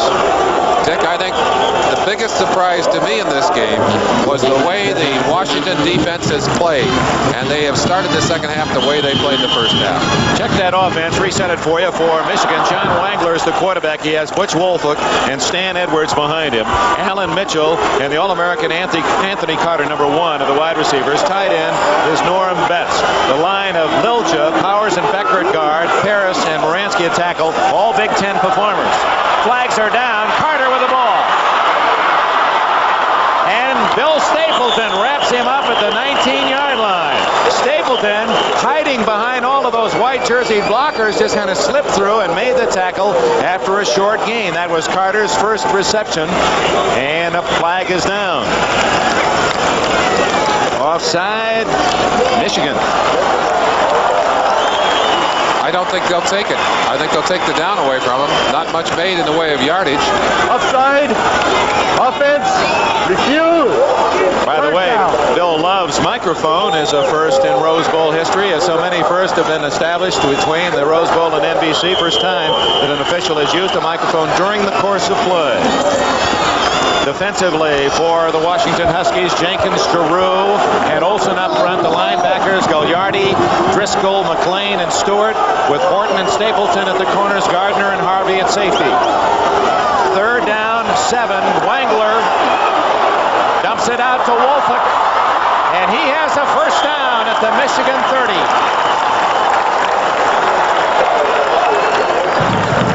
Driscoll and Harvey made the tackle. First down, maize and blue. You have to set your priorities defensively, and they've obviously, on the Washington side of the line of scrimmage, decided to stop Carter. They were covering covering him very carefully, and they made room for Wolfhook.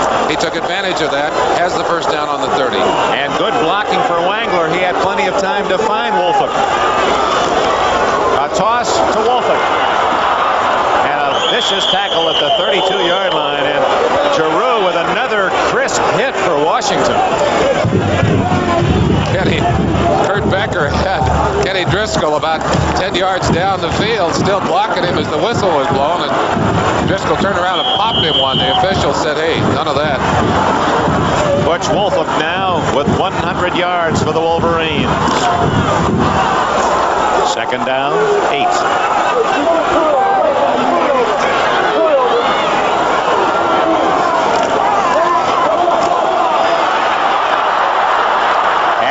Has a first down at the 41-yard line before Ken Gardner, number 29, can make the tackle. Excellent faking on that play by Wangler. In fact, he had the secondary still convinced it was a pass, even though the play was well underway. Watch him as he hands the ball off and then goes back to fake the pass. Wolfhook just exploding through the line of scrimmage. We talked about the size advantage that Michigan has offensively. They may begin to capitalize on it more and more in the second half. This is Stan Edwards. He bowls his way to the 44. Second and 7. Butch Wolfhook from Westfield, New Jersey. Want to go back to him. He's just a junior. He'll be back at 207 pounds. He qualified for the Olympic trials in the 100 meters. He has run a 10-1 wind-aided 100 meters. That's world class. And he carries 207 pounds, which we told you is the leading rusher as a sophomore, and again the leading rusher this year. And Don James trying to figure out a way to stop him.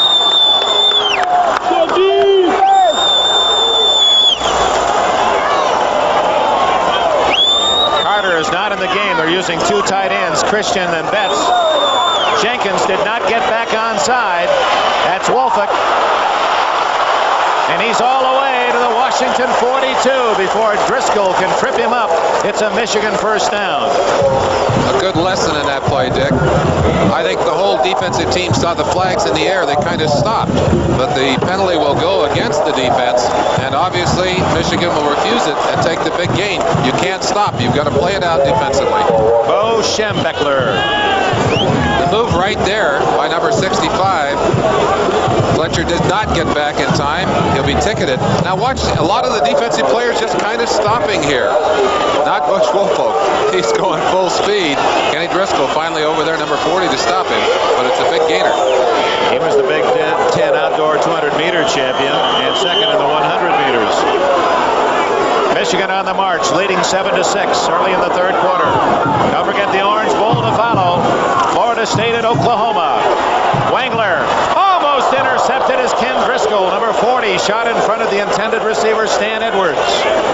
And good pressure from Rusty Olson from that defensive right side.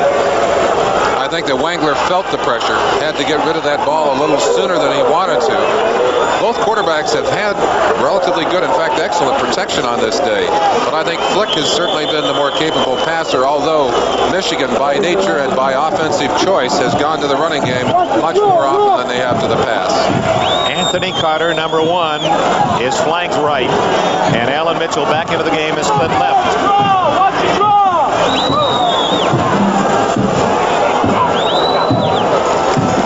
Wangler to throw. Complete to Betts at the 37. That won't be good enough for a first down. Ken Gardner, the weak safety, with a quick reaction, made the tackle and will bring up third and about 5. We talked about some of the differences between these teams offensively. One of the differences defensively is that Washington will jump its defensive linemen half a gap one way or the other to put them in a different position after the audible has been called. The other team, Michigan, will slant their linemen one way or the other. Just a difference in the way the game is being played on the line of scrimmage.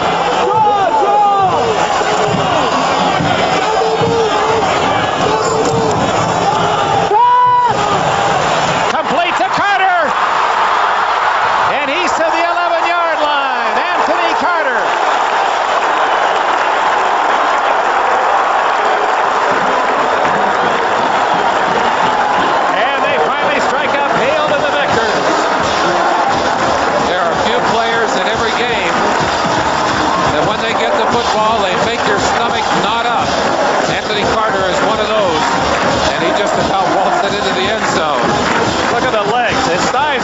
same size as his calves. What a beautiful move he put on Horton. He put Horton on the ground, although Horton coming back in time to put a necktie on him. Michigan leading 7-6, first down at the 11. Wolford in trouble, and he can't get back to the line of scrimmage. Brett Gagliardi led the defensive charge for Washington at the 12. It'll be 2nd and 11. And Wolford upset with himself for at least the development, or the lack thereof, of that last play. He's had a big day. Look at those numbers, 120 yards. His best day all season involved the game in Indiana when he ran 64 yards, the longest scrimmage play of the season. Look, he's got legs like Enberg. Only I can't move. 155 pounds, but how tough he is. This is the 12th play in this drive. Wangler to the 9, maybe the 8-yard line. Driscoll made the tackle of Wolford. And it's 3rd and 8. Washington's defense doing a good job on that play, getting outside. They don't have quite the team speed defensively that a lot of teams have, but they have played highly emotional football here today. They'd like to keep Michigan out of the end zone, hold them to 3 points, or preferably take it away from them and give them nothing here. Carter to the top of your screen. 2 tight ends. Wangler looking for Carter. Wide open. Greg Dunaway could not pull it in. Ever so close to a touchdown. Wangler dropping it into Dunaway, and he couldn't wrestle it away. One of the Michigan coaches indicated that their tight ends are primarily blockers and not pass receivers, although we have seen Betts catch a couple of passes today. That's one that could have been caught. I'm sure Dunaway will dream about that for many weeks and months to come. Haji Sheikh, Ali Haji Sheikh, from 25 yards away. It's good. And the sophomore, his father attended the University of Michigan and is now an instructor in mechanical engineering down at the University of Texas at Arlington. And I'm sure he's watching, sharing his sign was giving Michigan a 4-point lead.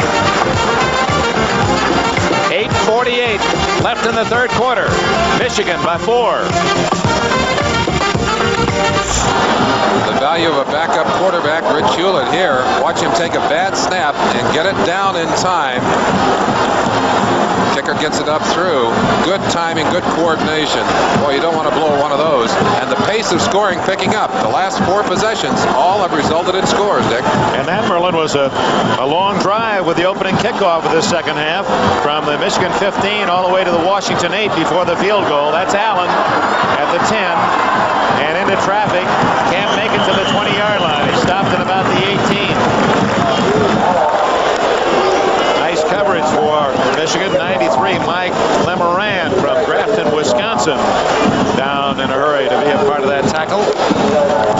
Love those linebackers on your kicking teams. They're ideally equipped for that kind of play. 10-6, Michigan leads it with 8:43 remaining in this 3rd quarter. Tom Flick, the quarterback. Toussaint Tyler and Kyle Stevens behind him. Scansey to the left. Aaron Williams to the right. Flick complete to Tyler, and the big fullback has run out of bounds at the 27, close to a first down. Brian Carpenter, the tackler. Some good, smart play calling on the part of the Washington Huskies. Bob Stoll, their offensive coordinator, they've repeatedly taken advantage of the outside areas of Michigan's defense. You see one of the Michigan coaches exhorting his troops. They want a few more points on that board. Certainly nothing safe in the way of a lead. 1 touchdown would put Washington back on top. 2nd and 1. And Flick to Stevens. And a good solid hit. Stevens was able to fall forward and close to a first down. They may require a measurement. But the defense of the Wolverines, helped by Tony Jackson, who came up from the secondary. I'm a little surprised by that call. An ideal opportunity, I would think, maybe to go for a bomb or a big play with second and very short yardage. Washington, uncharacteristically, being conservative. Leroy Lutu, number 81, has come in for Washington, a second tight end, as you see the measurement.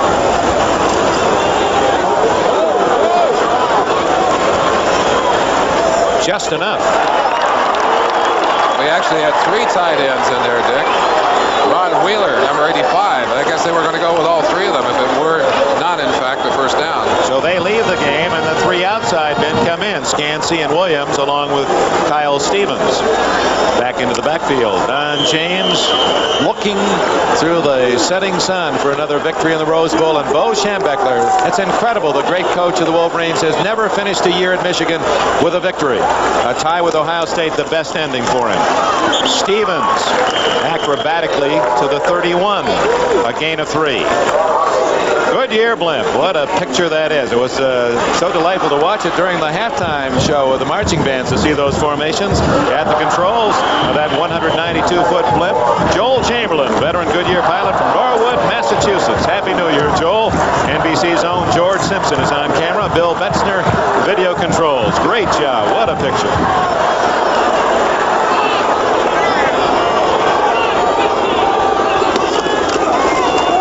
Second and 7, it's Flick over the middle, complete to Scansey.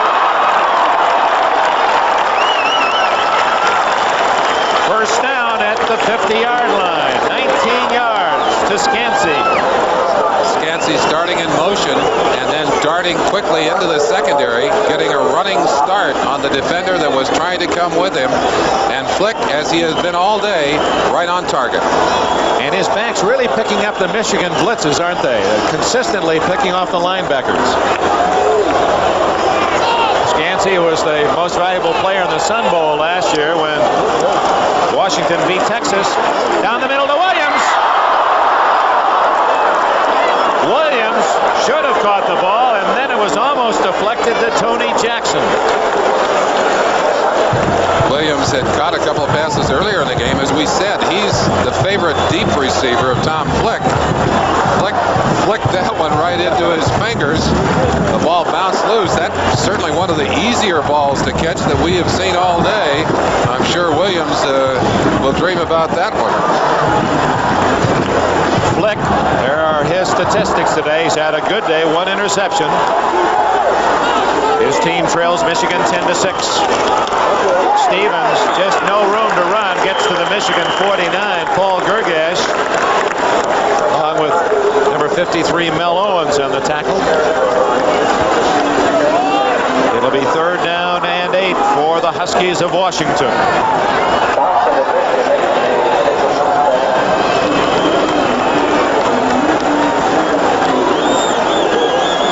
Bo Schembechler. Boy, it's been rough for him in Pasadena. You recall his first trip here 11 years ago, the 1970 game. Suffered the heart attack. 2 years ago, he lost a game on the phantom touchdown by Charles White of USC. He's come up empty, 0 for 5. Again, they picked up the blitz. Scansey, and it's broken up by Brian Carpenter. Number 9, Carpenter, denied. The same action that Scansey had started before, started in toward the quarterback, cut into the secondary, but instead of continuing on across, you'll see him yourself. Now he darts into the secondary. Instead of coming to his left, cuts to his right. Good adjustment by Carpenter, who cuts him in half there, although the ball had already bounced clean. Rich Camarillo will punt it for Washington. Evan Cooper and Anthony Carter deep for Michigan. Carter just outside the 10. High kick, fairly short, but good coverage, and Cooper on the fair catch at the 16-yard line. Now Michigan with the lead will begin deep in its own end after a 33-yard punt. 6 minutes, 23 seconds left in the 3rd quarter. It's Michigan 10, Washington 6.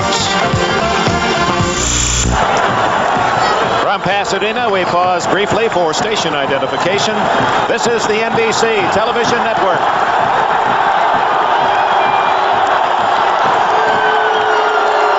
Michigan operating in front of its own fans, and they've set up a roar to try to encourage the Wolverines from their 16. Wolford dives to the 22. We have some 75 million around the nation watching this, and also around the world. Some of the countries that are watching the live telecast of this 67th Rose Bowl game. South America, Japan, people in London, Saudi Arabia tuned in live today. Happy New Year to you all. Let's hope it's a happy, healthy, and a peaceful one for all of us.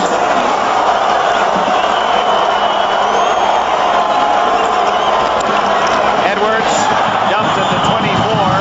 Mark Giroux and Kent Driscoll are the tacklers. It's 3rd and 2. Dick, in keeping with that long list of countries who have joined us for this telecast, interesting, I think, to observe that this is more than a football game. This is really an event, a spectacle. It transcends the interest even of football with the beautiful parade this morning and all of the excitement, the color, the pageantry. A very special opportunity for all of us here to be a part of a great occasion. Amen. 3rd and 2. Play action. Wide open is Christian. And he has a first down.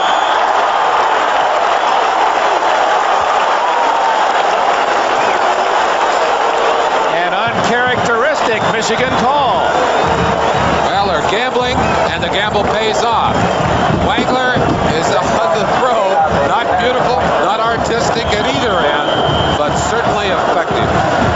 Chuck Christian was not listed on the season statistics of having caught a pass all year for the University of Michigan. First down at the 34.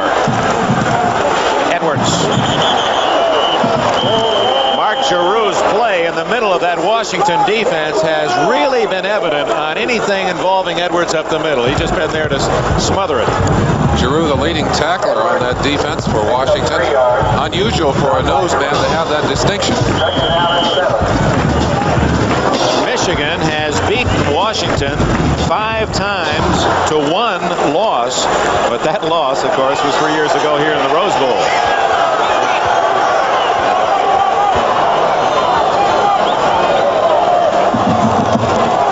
Wangler, good protection. Is it good? Alan Mitchell. Yes, at the Washington 46.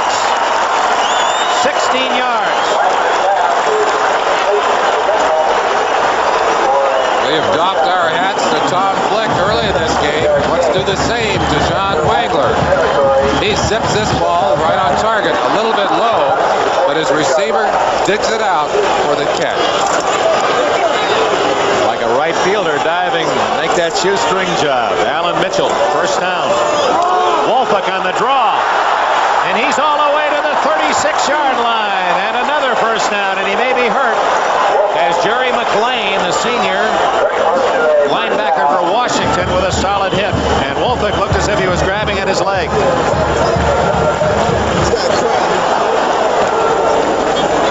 Chance to see it for yourself here. Wolford doing a good job of popping it to the outside, reading the defense so well as a runner, and getting down. He may have a cramp. We'd certainly hope it's nothing serious. Michigan has another outstanding running back, Larry Ricks, who could replace him. We'll be back. We'll check on the condition of Wolford. 3:40 remaining, 3rd quarter. Michigan 10, Huskies 6. 3:40 left in the 3rd quarter. Let's check how Butch Wolford was injured on that last carry. Watch his knee at the end of this run as he is bent over and tackled. Would appear that he is in fact injured, that it was not a cramp. Watch the knee, bent right back just at the point of impact there. He's been helped off the field. He's been replaced by number 46, Larry Ricks, and Ricks gets the call immediately, and he is drawing a crowd of purple. Rusty Olson and Fletcher Jenkins made the tackle. Larry Ricks is from Barberton, Ohio. That's the same hometown as his coach, Bo Schembechler, and the same high school that produced the All-American Billy Taylor from Michigan. Michigan. He played in the 70 and 72 Rose Bowls. Ricks has had an outstanding year. 829 yards rushing, a 5.1 yard average, 5'10", 200 pounds. So not much difference statistically between Wolfhook and Ricks.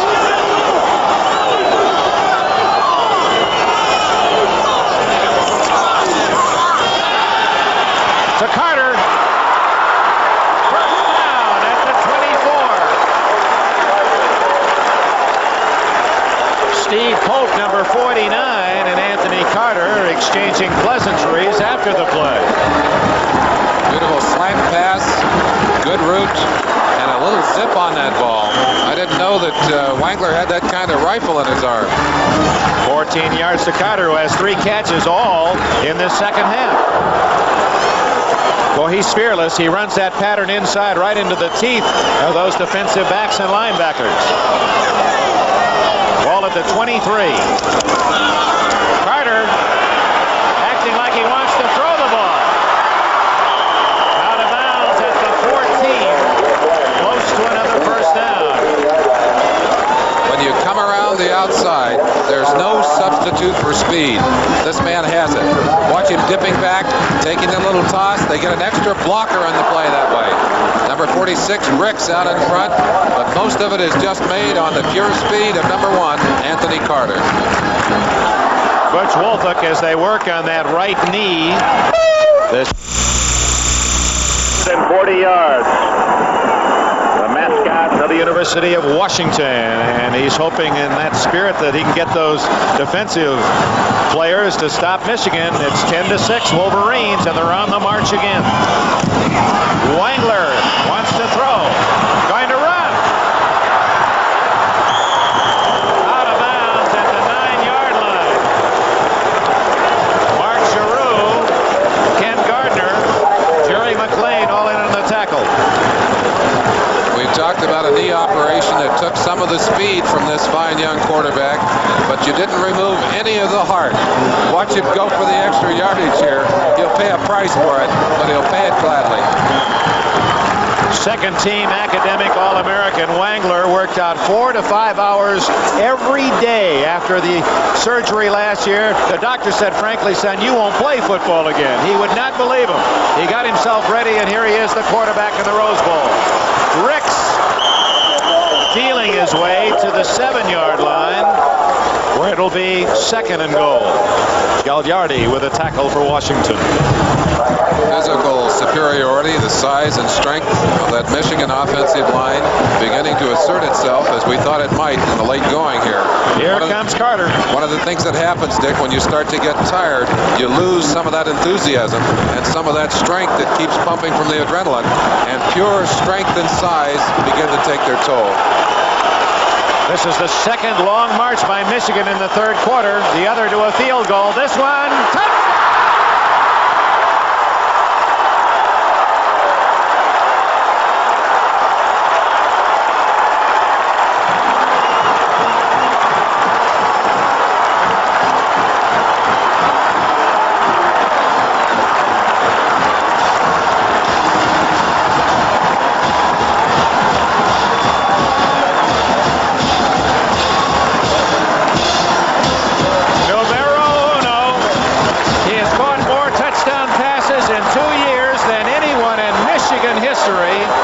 Anthony Carter, and now the Wolverines have opened a 16-6 lead, and a try for a point by Haji Sheikh.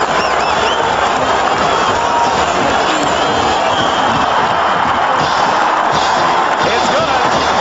Hail to the victors. John Philip Sousa called that fight song one of the 3 best marches ever written. 2:11 left. 3rd quarter. Michigan 17, Washington 6. It's a distinct honor when a sophomore is voted the most valuable player by his teammates. Usually that goes to an offensive senior lineman, a co-captain. But the Michigan team acknowledged Carter, a quiet sophomore, off the field as their top performer this year. And now Carter's touchdown from Wangler makes it 17-6. The kickoff by Haji Sheikh, directed at Anthony Allen. And he runs rather gingerly out to the 22-yard line. We talked about Schembeckler and the plays being called. You see a huddle there between several of them. Schembeckler finally said, hey, I'm going to call this play myself. Looked like he just made the call. He said, throw the ball to number 1. Now let's watch the play. We talked about Carter as being the most exciting player on the field. That's the reason why. No move really here, just speed and driving to the open area and a perfect toss by Wangler. Dick, the last 3 possessions by Michigan, drives of 80 yards for a touchdown, 83 for a field goal, and 83 for a touchdown. Now they're starting to dominate the play. David Bale, the tight end, hit hard at the 26-yard line by Brian Carpenter, the junior from Flint, doing a solid job all day. They're a 4-minute drive, and in this third quarter especially, Michigan 10.5 minutes with the ball, Washington 2.5 minutes. 25 plays to 7. The big difference in this game, the second half, Michigan taking advantage of that domination. In the first half, when Washington was dominated, they weren't getting the points, or when Washington was dominating, they were not getting the points on the board. Kyle Stevens into a Michigan stone wall, and the biggest brick was Mike Turgovac, number 77. He was all Big Ten as a junior, and again all Big Ten this year. Bo Schembeckler, what would it mean to win that last game? Merlin, can you help us to identify with his feelings? Well, I know this, that when you lose that last game, especially a big game, a bowl game, one that you aimed at and pointed for, that stays in your throat, and everybody reminds you of that. Oh, what a catch. And Marion Body, what a play, short of the first down. David Bale is stopped. But as I was saying, Coach Schembeckler will remember the game in the last series, the last plays of this game. I'm sure will stick with him no matter what the outcome. He'd like it to be pleasant. We're in the final minute of the third quarter. Michigan fans cheering their defense. Rich Camarillo, the punter for Washington.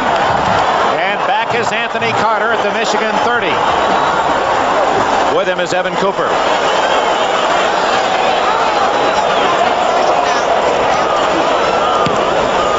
Good kick by Camarillo, but there's the man Carter at the 25. And he slips at the 30. Oh, he's a cat right back on his feet. A 49-yard kick by Camarillo. Clock stop. 5 seconds left in the third quarter. A quarter that has been all Michigan. They've outscored the Huskies 10-0. A hang glider who came flying right through the center of the stadium. Fortunately, a couple of 100 feet over the playing surface, and now out over the parking lot here in the Arroyo Seco. Actually landing on the Brookside Golf Course here, Dick. Final play of the third quarter, and Washington almost offside. Edwards, sure-handed ball carrier to the 34. Mark Stewart with a tackle, and that's the end of the third quarter. The 67th Rose Bowl game has 1 quarter to go. The score, Michigan 17, Washington 6. We'll be right back after these messages from your local station.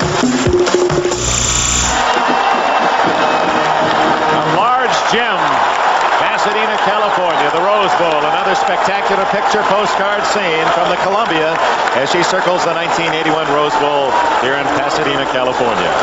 104,863 fans. Another big sellout crowd at the Granddaddy. Michigan's ball.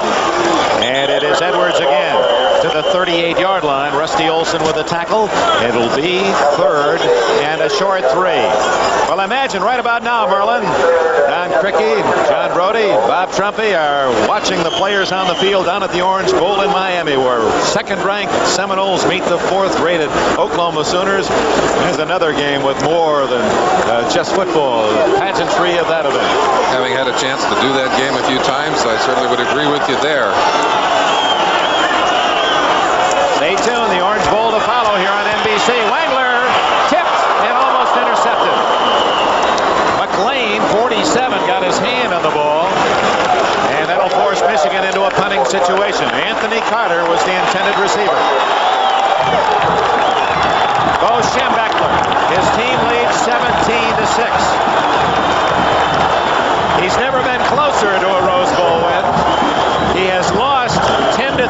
Michigan in 1970, 13-12 to Stanford in 72, 14-6 to Michigan in 77, 27-20 to this Washington team in 78, and 17-10 to USC 2 years ago. They'll try and block it. Oh, very close. A line drive kick and a good bounce again for Bracken, although it hit the sidelines at the 16-yard line. Well, the hang glider did attract the crowd. A few policemen around.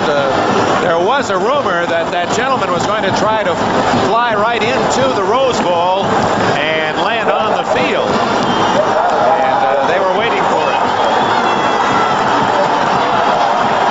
Now it's Washington's turn to try to spur the Huskies. They've got to wonder if Don James won't pull out all the stops here and go into his bag of tricks. He hasn't really done that too much here in the early part of this game, even in the third quarter here. We open the fourth quarter. He trails, does Washington 17-6. Flick pumping and going long to Williams. That's going to be intercepted. Bostock.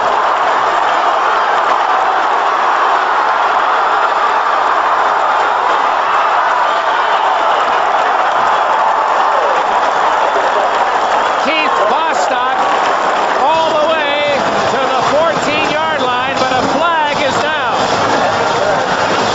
You saw the reaction of the Michigan coaches up in the box up here. Coach Schembeckler not too excited about it himself. Bostock doing an excellent job of reading the receiver. They're not going to let him deep. The ball thrown over the head of the intended receiver, Williams, and Keith Bostock doing a good job. Penalty thrown. It's already been thrown. We did not get a chance to see it there, but it's going to be marked back. I'm sure it was a clipping call. All the way to the 28-yard line, the penalty. Clipping on the run back. First down. In fairness to Tom Flick, I thought Aaron Williams gave up on the pattern. He stopped running, and Flick was counting on him streaking, and that might have been more Williams' fault. So he slowed down. He's got to continue the pattern. The quarterback has to believe that his receivers are going to run the route out. And you're absolutely right, Dick. As much as anything, his stopping caused the interception. Keith Bostock, nevertheless, with the interception. Michigan with the ball. Wolfluck. That's good news. He's back in the game. Mark Giroux, who has been outstanding for Washington defensively, the junior from Mercer Island, Washington, made another tackle. But Wolfluck's okay, and that will gladden the hearts of the Michigan fans. Well, he may have indeed had a cramp. That was what I had felt early. You see, Bo Schembeckler, a very emotional coach, a bulldog of a man, determined to win. He passes that feeling on to his team and on to his staff. Play action, Wangler in trouble. That should be grounding. It is.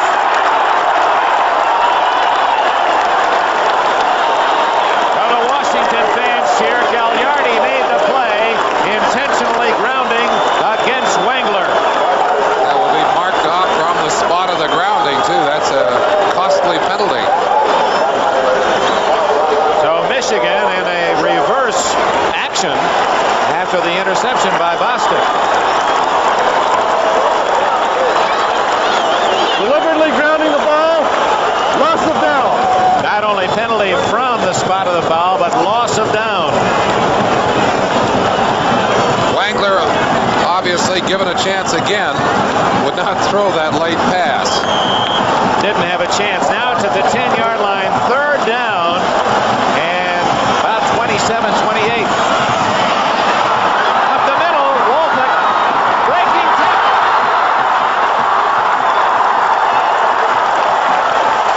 First down, Wolfluck. 35 yards. Some of the bad breaks that have gone against Bo Schembeckler have turned back in his favor.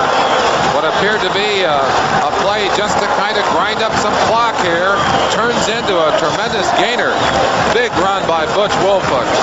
And he just breaks loose and accelerates into the secondary, picks up all that yardage and a little bit more. Fellow that left the field, and some concern as to his injury. He's obviously okay and battling back in and making the longest run of the day. Mark Giroux, another tackle for the University of Washington on Stan Edwards. Oh, he just worn Edwards' number all day. You look up at the clock ticking away at 12:41, 12:40. Our brother, here's the family. The cheer, Michigan's number 57. Tim Anderson, a linebacker from Ann Arbor, freshman. Wangler open. Norm Betts, and the tight end is to the Washington 46, and that's close to a first down. 12 minutes and 18 seconds left in the fourth quarter. Michigan leads Washington 17-6, and the Wolverine defense again has not allowed a touchdown. They were last scored upon a touchdown by Illinois in the second quarter. That was now more than 5 games ago. They shut out Illinois the second half. They went on to shut out, in terms of touchdowns, Indiana, Wisconsin, Purdue. Ohio State got only a field goal, and they've allowed only 2 field goals today.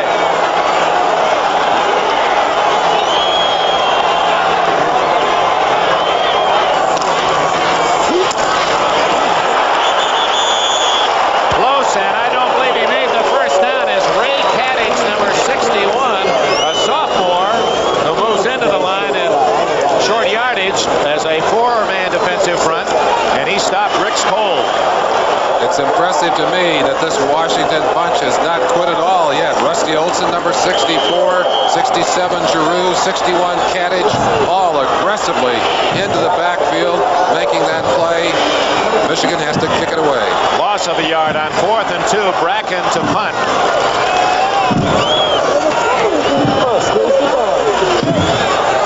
Or is he?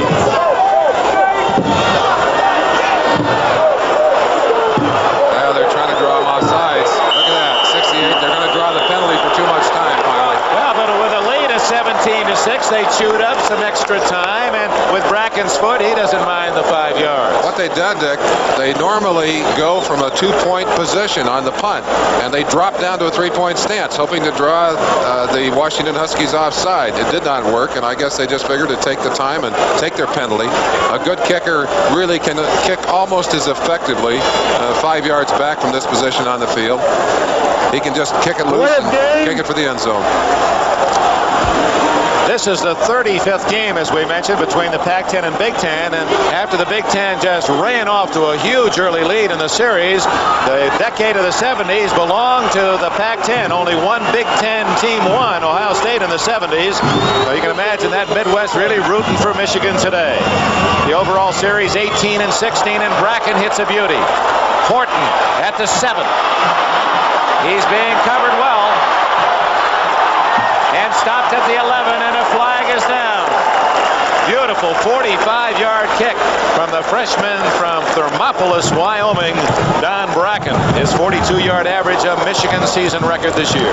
Kenny Gardner had positioned himself on this side of the field and headed back. I think there was a reverse in the mind for the Washington troops, but because of that high, lazy kick and excellent coverage, they were unable to get it off.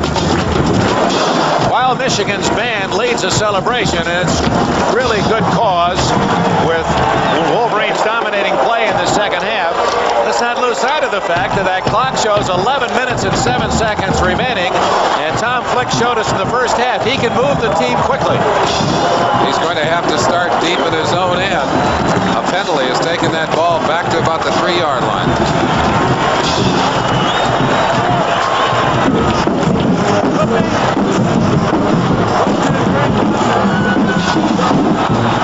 They do not announce the numbers of the athletes committing the fouls in collegiate football. Timeout. Washington, from its own 3-yard line, will start with 11 minutes and 7 seconds remaining in this Rose Bowl game. Literally millions of those decorating the parade route in that glorious affair this morning here in Pasadena. And now it's Michigan who wants to smell the fragrance. They've got Washington back at their own 3-yard line. Wolverines lead 17-6.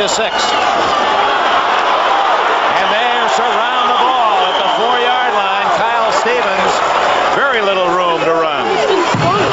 I tell you, those Wolverines are getting tough. I think they sense a victory in their grasp. 10-51, 10-50. They can pin Washington here, get the ball back, and eat some more of the clock with their running game. They can make it awfully tough on Don James and his Huskies. And we'll keep our eyes on that clock. 10:39, 10:38, 10:37 left, fourth quarter. Sun setting behind the mountains. Lights are on at the Rose Bowl.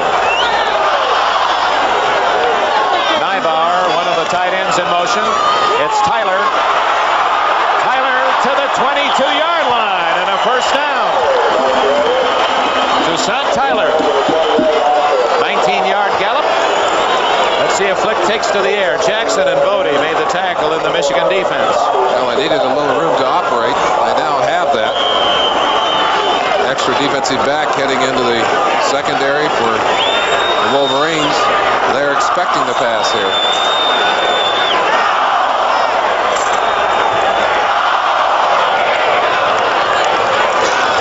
Flick incomplete to Tyler, but he had to hurry his throw as pressure was coming. Robert Thompson, 99, blitzing in there, and in the early part of this game, the Washington offensive line and backs picking up the blitz effectively, having a little trouble doing it here. And that is not one of the trademarks of the Michigan team to blitz on first down. They rarely do it, so that was a little surprise Bo had in store with a lead through that card. I think Bo pulled the stops in this one. 2nd and 10. 5 defensive backs in for Michigan. Jeff Reeves, number 43, joining the other 4. Flick, good protection. Scansey, no good. He trapped the ball. Tremendous effort, but trapped the ball. Scansey does not have blazing speed, but he has excellent hands and runs a fine pattern. And this is one of the few passes that Flick has thrown badly all day. Just comes up a little short with the pass. Not able to get it into the hands of his receiver. Just missed the ball, and hands and grass all connecting. Incomplete. 9:57 left. Now a big 3rd and 10 for Flick.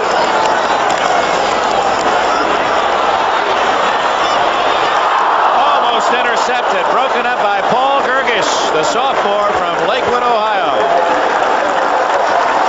So, Michigan's defense gets a standing ovation.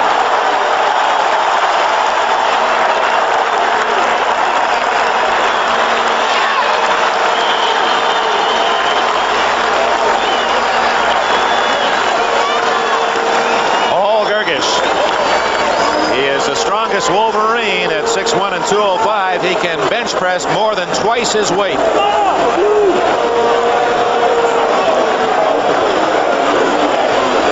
Carter is deep at the Michigan 40. It's returnable or not? No, late fair catch at the 38-yard line. Michigan's ball. The Wolverines now would like nothing more than a long, sustained, time-consuming drive. 9:45 left. Michigan 17, Washington 6. Stay tuned for that Orange Bowl Classic, and for all of us at NBC Sports, so many of our friends starting the new year, and tonight, especially on the West Coast, Maria, that lovely young Osmond, and her marvelous show. And Happy New Year to Johnny Carson, Freddie DeCordova, and all the Tonight crew. Ed McMahon, our good friend. You bet. We hope you'll stay with us here on NBC, of course, for our football coverage. Butch Wolford, one of the few times he has not gained as Rusty Olson. That's not a bad name for a football player, Olson, and he's played well. Well, he has played very well, as has number 67, Mark Giroux. Very quickly around George Lilja, throws him to the ground, puts himself back in line to get some popping. You see the emotion there. I don't know if I'd want to pick on one of those 6'7", 280-pound tackles, though. Ed Moransky. Oh, Mark Giroux showed good brain power there, quick thinking. You got to be selective. Carter in motion. He's got running room. Anthony Carter to the Washington 43. Great block by Stan Edwards. Dick, at the very beginning of this day, we talked about three impressive things on this Michigan team. Their defense, which has been most impressive, especially in this second half. The second thing, well, we'll hold for a second because there's the third thing right there. Number one, Anthony Carter. I said he was the most exciting player on the field, and he's proved to you why in this second half. Washington did a good job of containing him in the first half. They haven't been able to accomplish that here in the second half. Well, they've dipped into the New Jersey. They've got about 10 more of those left, the tearaway jerseys. That's why they don't put Carter on the back, because it makes it so much more expensive. Edwards almost fumbled. He's to the 38-yard line, and that's another key to this game, Merlin, because Washington averaging so many fumbles per game during the course of the year, they've not forced Michigan to cough the ball up. Well, and the other thing that we talked about early on the Michigan side was their big offensive line. And I said then that it probably would pay bigger dividends at the end of the game. The Washington defense has been on the field so much this half that they're getting tired, and that physical advantage is really beginning to tell. 2nd and 5. Carter in motion again. Now they give it back to Ricks, and he burrows to the 35. He'll be 3 yards short of the first down. Rusty Olson and Ken Driscoll made the tackle. Rusty Olson, but his number isn't quite right for an Olson. He's wearing 64. You wore 74. Well, maybe he couldn't find 74 when he got there. Maybe somebody else was wearing it. You got to put your head in the defensive huddle with those Washington Huskies. They need a turnover right here. They've been effective at doing that during the season. They'd love to get an interception or a fumble. Get a turnaround here. Big play on 3rd and 3. And Wangler to Carter.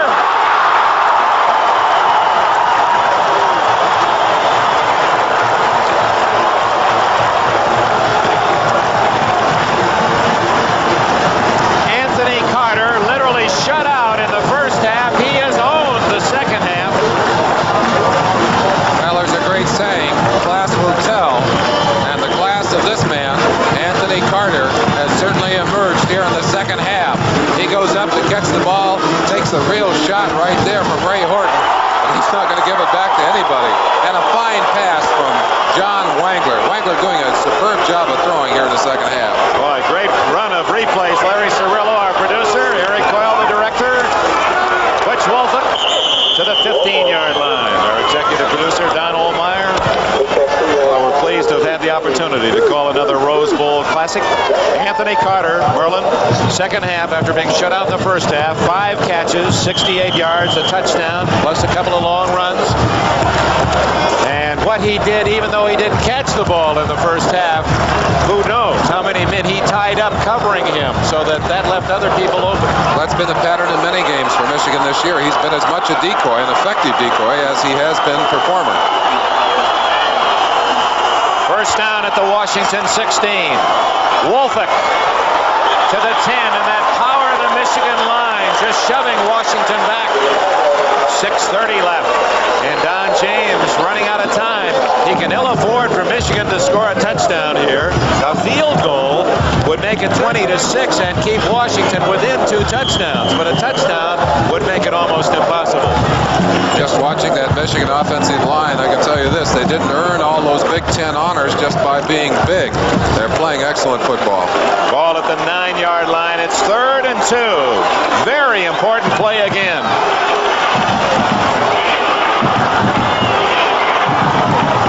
Carter, they can't catch him. He's got a, well, it's going to be close. He's going to be very close. Ken Gardner, 29, came up with a very sharp tackle at the 7, and that's where Carter had to go. The one danger of this kind of play is timing. The snap is early.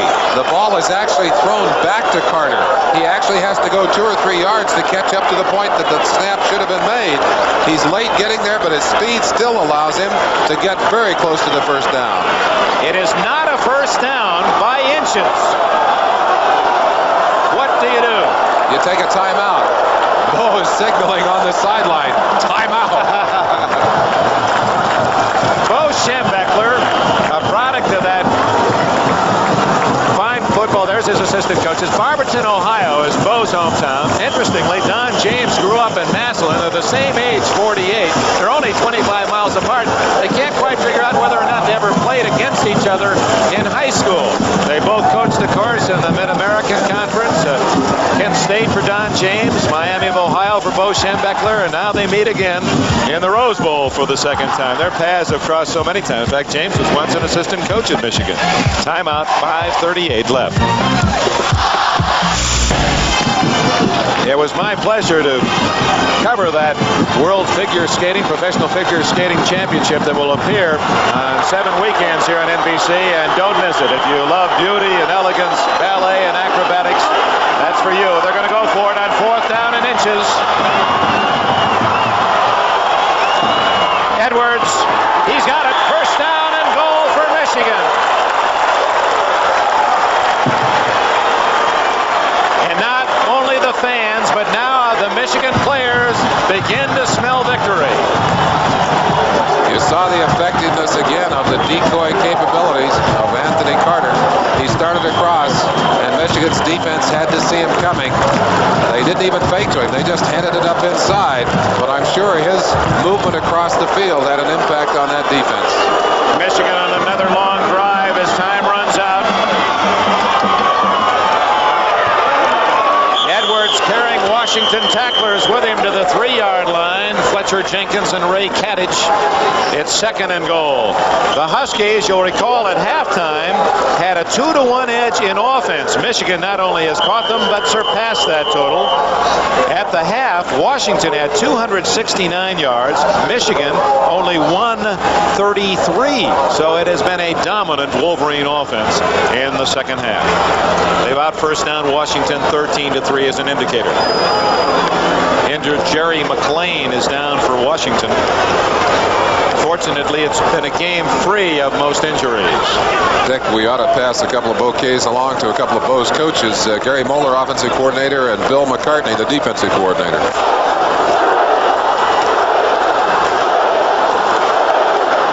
You hear the chanting of the maize and blue Michigan crowd, led by their fine band. The Wolverines are on the doorstep again at the 3 of Washington. 2nd and goal with Michigan in front, 17-6. 5 minutes left. This is the 11th play of this drive. Carter in motion. Wolfak stopped at the 2, and quite a hit. Ray Kadich has played very well in the second half. Number 61 of Washington with Mark Stewart, 38, helping out. Watch the pop here. We could hear this one all the way up here in the stands. That's Kenny Driscoll, number 40. He really put his helmet into the chest of Wolfak coming in. 3rd and goal at the 2-yard line. Again, Carter in motion. Wangler going to run it. Didn't make it, but close. He stopped at the 1-yard line by Kadich. Helped out by Steve Pope, 49, playing for the injured Jerry McLean. 4th and 1. Interesting note on Wangler. Bo has not allowed him to be tackled a single time in practice this entire year. Here he is running the football. Give you an idea how important this game is to John Wangler. I think there might have been something else there. It was Bo's way of saying to Wangler, you bow out with a touchdown in the Rose Bowl. You deserved it. We didn't think we'd have you in the first place. 4th and goal at the 1-yard line with 4 minutes and 5 seconds left. Anthony Carter. I mean, how many? You can do a whole game of ad-libs about Carter. One of the interesting notes on him is the fact that Bo Schembechler obviously has such a love affair with this kid that the players kiddingly have tabbed Carter with a nickname Shemmy, as in young Schembechler. And Carter's taken it well. He prefers the nickname Snake, and somehow that really fits his style. Well, this game certainly has reverted to the kind of script that Bo Schembechler would have written for it. The Wolverines have played stubborn and tough defense, and they've come back to dominate the game with their running attack. They've really played precise ball control offense in this second half. Drives of 83 yards, 83 yards. Both of those ended up in touchdowns, and this drive is well into the 60s already. Doesn't figure they'd go for the field goal because that would still leave Washington within If they miss scoring a touchdown, they still leave Washington on the 1-yard line, and they've got so much farther to go. A field goal allows Washington to take a kick, and you can break a long one in that open field running. So Michigan's going to go for it. Carter is to the left. 4th and goal at the 1.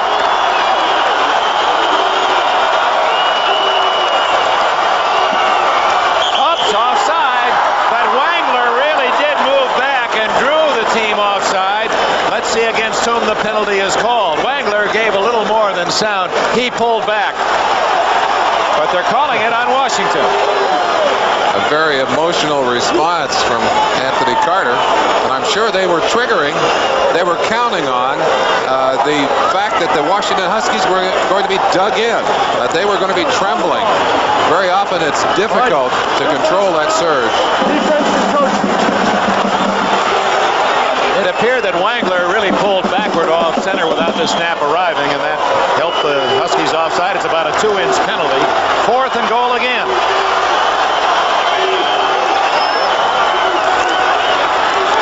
Edwards, touchdown.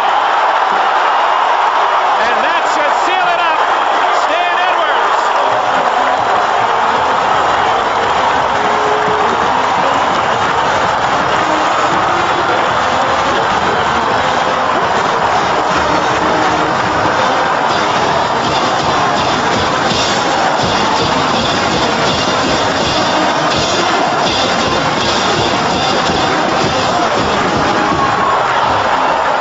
The final line of that Michigan fight song is Hail, Hail to Michigan, the champions of the West.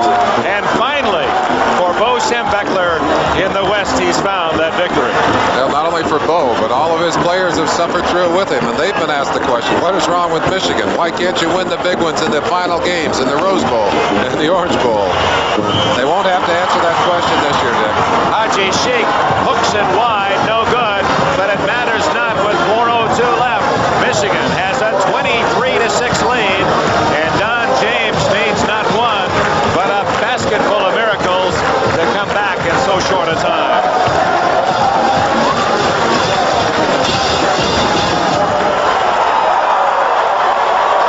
Bo Schembechler. Here's that last touchdown, and Edwards barely made it.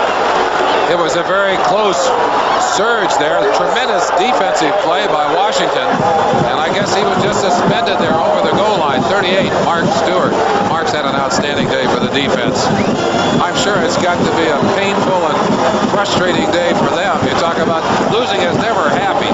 But for a team that fought as hard and certainly played outstanding football through the first part of this game and has not quit in the second part of this game, it's got to be a bitter pill for Washington. They played well, however, even though they've scored but 6 against this Michigan team. They had their opportunities in the first half.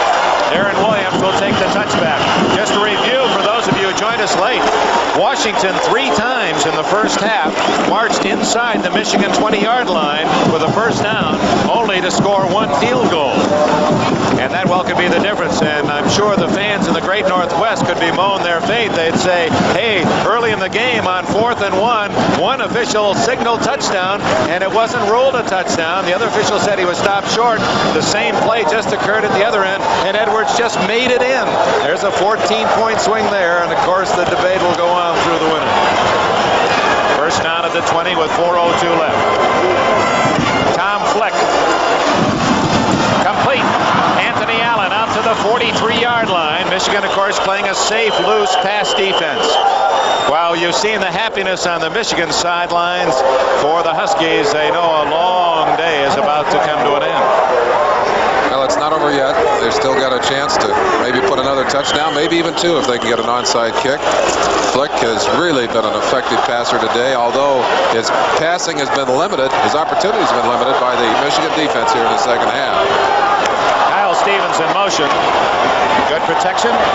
Deflected at the line of scrimmage. Aaron Williams, the intended target, but one of the Michigan linemen got a hand on that one. One of the things I noticed about Flick in his passing drills, he tends to throw the ball a bit low at times. Get a chance to get your hands up on it. That's what happened on that particular play. to Bill Nicholas and all the people that have helped us on the Rose Bowl committee, and for all of the outstanding officials of the Tournament of Roses. Our thanks from NBC Sports for your warm cooperation and friendship. It's been another delightful day for us. Flick throwing. He's got a man open. Aaron Williams, and he's out of bounds at the Michigan 31-yard line. And this is the kind of ball movement that Washington showed in the first quarter, but could only get 3 points out of 3 long drives. Tony Jackson made the tackle. That's the first catch for Williams. It goes 27 yards. Good little move to freeze the defensive backs, although they're being told right now, don't let anyone behind you. And they will trade yardage for time. They're looking up at the clock, 3:35. They know what the score is, and they'll even give a touchdown if they have to, but they want that clock going. Well, they have another thing going, though. They'd like not to give up that touchdown. Incomplete at the 25. Stops the clock at 3:31. They're trying to make it 5.5 games without allowing a touchdown. And again, they allowed only 3 touchdown passes all year. That's a remarkable. Well, we haven't had one today either. Even as well as Flick has played and all the yardage that he's accumulated, he has not gotten the ball into the end zone for a touchdown, either by passing or running. We've had so much help in the booth today, and we'll acknowledge it later. Here's a statistic. Michigan has not allowed a touchdown in 330 minutes and 6 seconds. Okay. The toss to Bale, and he falls at the 26 short yardage. Washington does not need that kind of yardage. Clock is running. Robert Thompson, 99, is still in the backfield of Washington. Third down, about 6 yards to go. Clock is running. 3:08, 3:07. Flick has thrown the ball, Merlin, 38 times, completed 22. Less than 3 minutes left. Ball at the Michigan 27. Scansey. Oh, a tough catch in traffic, but I don't think he's got enough. I don't either. He was very close to it, but very alert defensive play back there. 2 defenders right on top of him. I think they shut him down short of it. Jeff Reeves on the tackle. The clock will continue to run. 4th and 1. Watch Scansey coming in right there. He's tackled the second he gets that ball. Geargash, one of the defenders, puts a hook on him. 4th and about half a yard to go there. If they don't make it, the game will be in Michigan's hands. They can just run out the clock. Williams right. Stevens breaks a tackle of Canavino, has a first down at the Michigan 18-yard line. I'd like to thank the men who have helped us in our booth. Our player identification, Dennis Mnuchin, Chuck Panama, Rick Bay of the University of Michigan, and Hugh Grew from the University of Washington. Thank you all. And for our master statistician, Joe Costanza, his assistants, Jack Prote and Arthur Hoffman. 23-6. Sun setting on the University of Washington's hopes, and for Bo Schembechler, it'll be daylight for a long, long time. 2:11 left.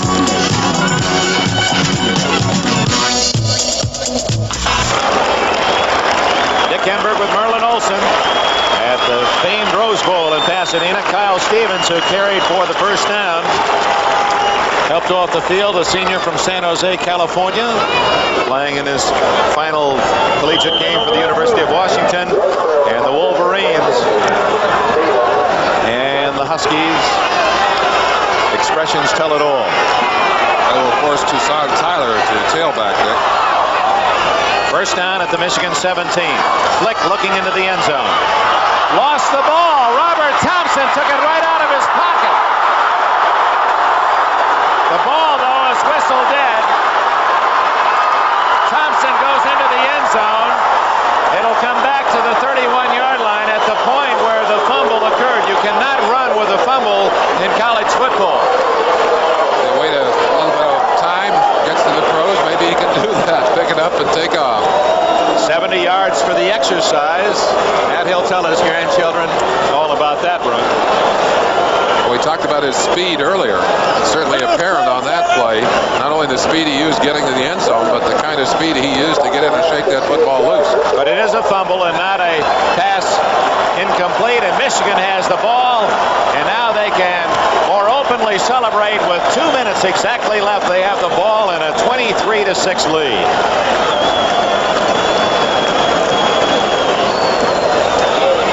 Toyota outstanding players of today's Rose Bowl game are, for the University of Michigan, Butch Wolthick,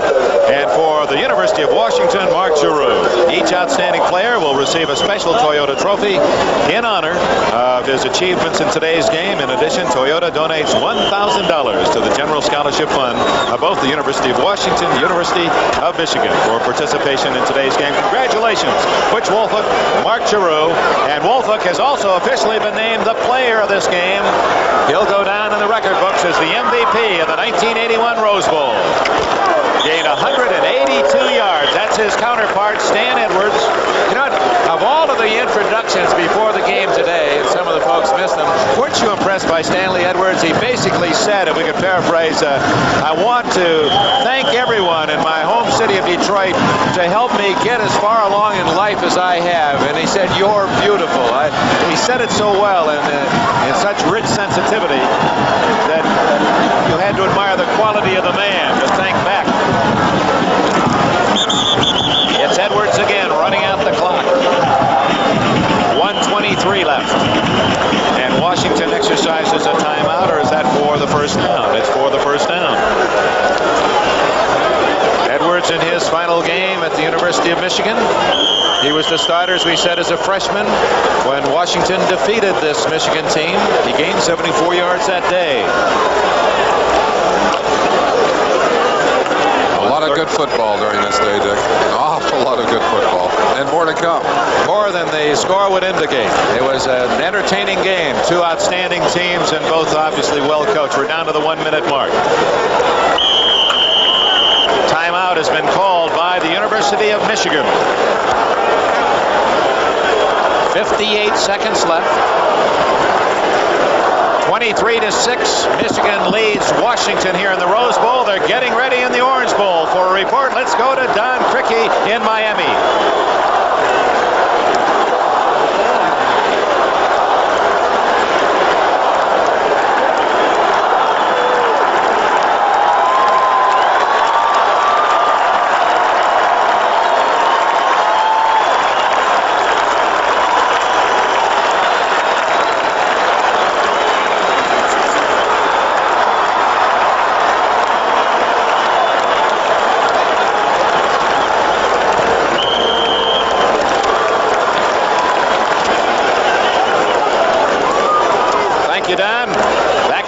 Bowl, new quarterback for the University of Michigan, Steve Smith.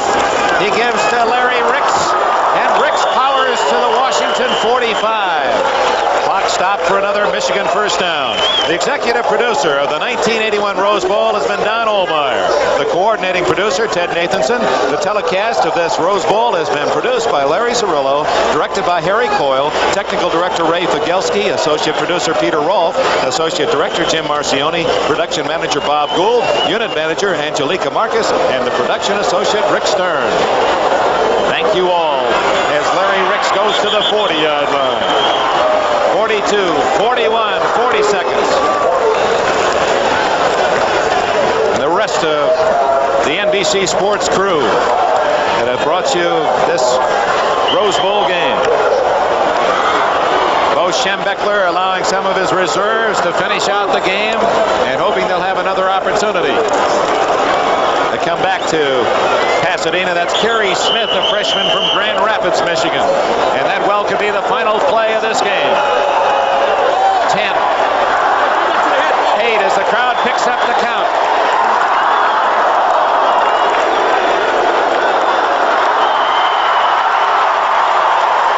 Bo Schembechler finally takes a victory ride in Pasadena.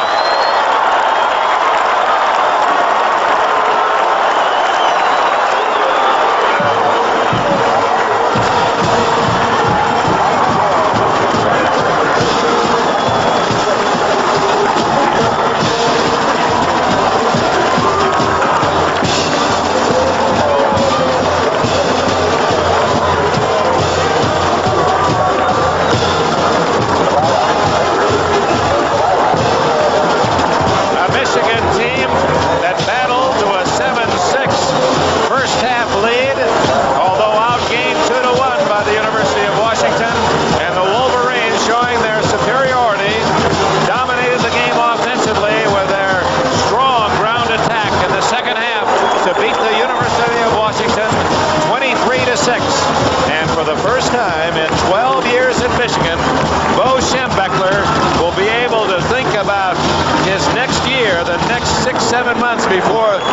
season begins and sit in the comfort of knowing he won his last game the year previous. Hail to the victors. And congratulations even to those in defeat.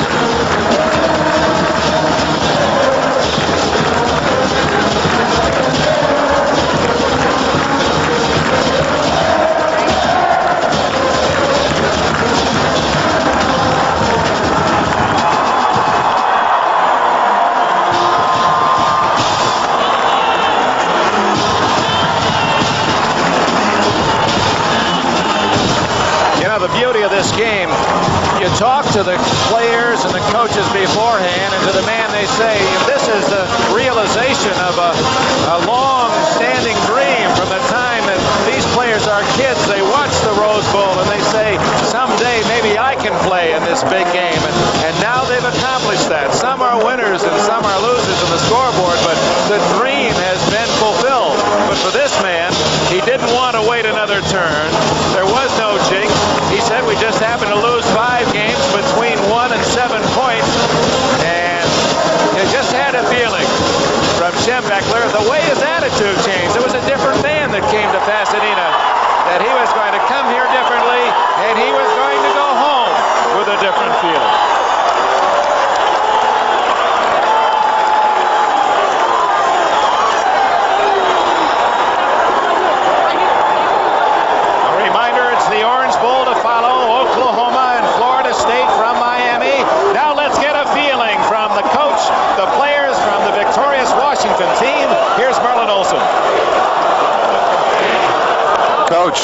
Coach Jim Beckler, finally it happened for you. Right, and I've never been more pleased, Merlin. We've had a lot of great success in the Michigan football program, but we've never won this game since I've been there, and it's one of the greatest thrills of my life. If it had happened again, if you had lost again, do you think you would have relieved the talk about a jinx? No, the jinx, there's no jinx here. We've always played hard. We've just come up a little bit short. This time we didn't. Thanks to some of these guys. You had a little magic from number 1 there. Tell me how important he was to you today. Anthony Carter has more effect on the game than any single player I've ever coached. And he may not look like it, and sometimes he's standing out there and nothing happens. But sooner or later, he gets it. Anthony, you were used as a decoy in much of the first half. In fact, you were shut out on the passing side of it. Did that bother you at all? Well, no, it didn't, because we figured it was going to happen, So we went in, in halftime and then said everything was going to come my way pretty soon. So we just, took it as it came. You certainly more than made up for it in the second half. We were kind of surprised, not really surprised, but we watched you do some running from that position coming across. Did you enjoy being a ball carrier today? Well, yeah, I did. Like Coach Bo said, I can do a lot of things. All I got to do is just get the ball. We kept looking for you to throw a pass from that position. Was that something you might have done if this game had been a little closer? Well, yeah, I supposed to throw the pass, but Stanley Atwood, he couldn't get out in the flats in time. So Coach Bo told me, if I couldn't get the pass, just run it. Actually, 2 of those were passes. 2 of them were passes, and he ran. Congratulations to you. A wonderful victory, and I'm sure you'll carry it proudly back to Michigan with you. Thank you, Merlin. Thank you very much. Let's go. It all began in 1902. Michigan beat Stanford that year. The first broadcast on NBC radio was in 1927. You saw the first coast-to-coast telecast of a football game on NBC in 1952 and the first color telecast in 62. The glorious tradition continues. In the 67th game, the 92nd Festival of the Tournament of Roses, the University of Michigan defeats a fine University of Washington team 23-6. For Merlin Olsen, this is Dick Enberg. Again, Happy New Year, everybody, and stay tuned for more exciting college football action.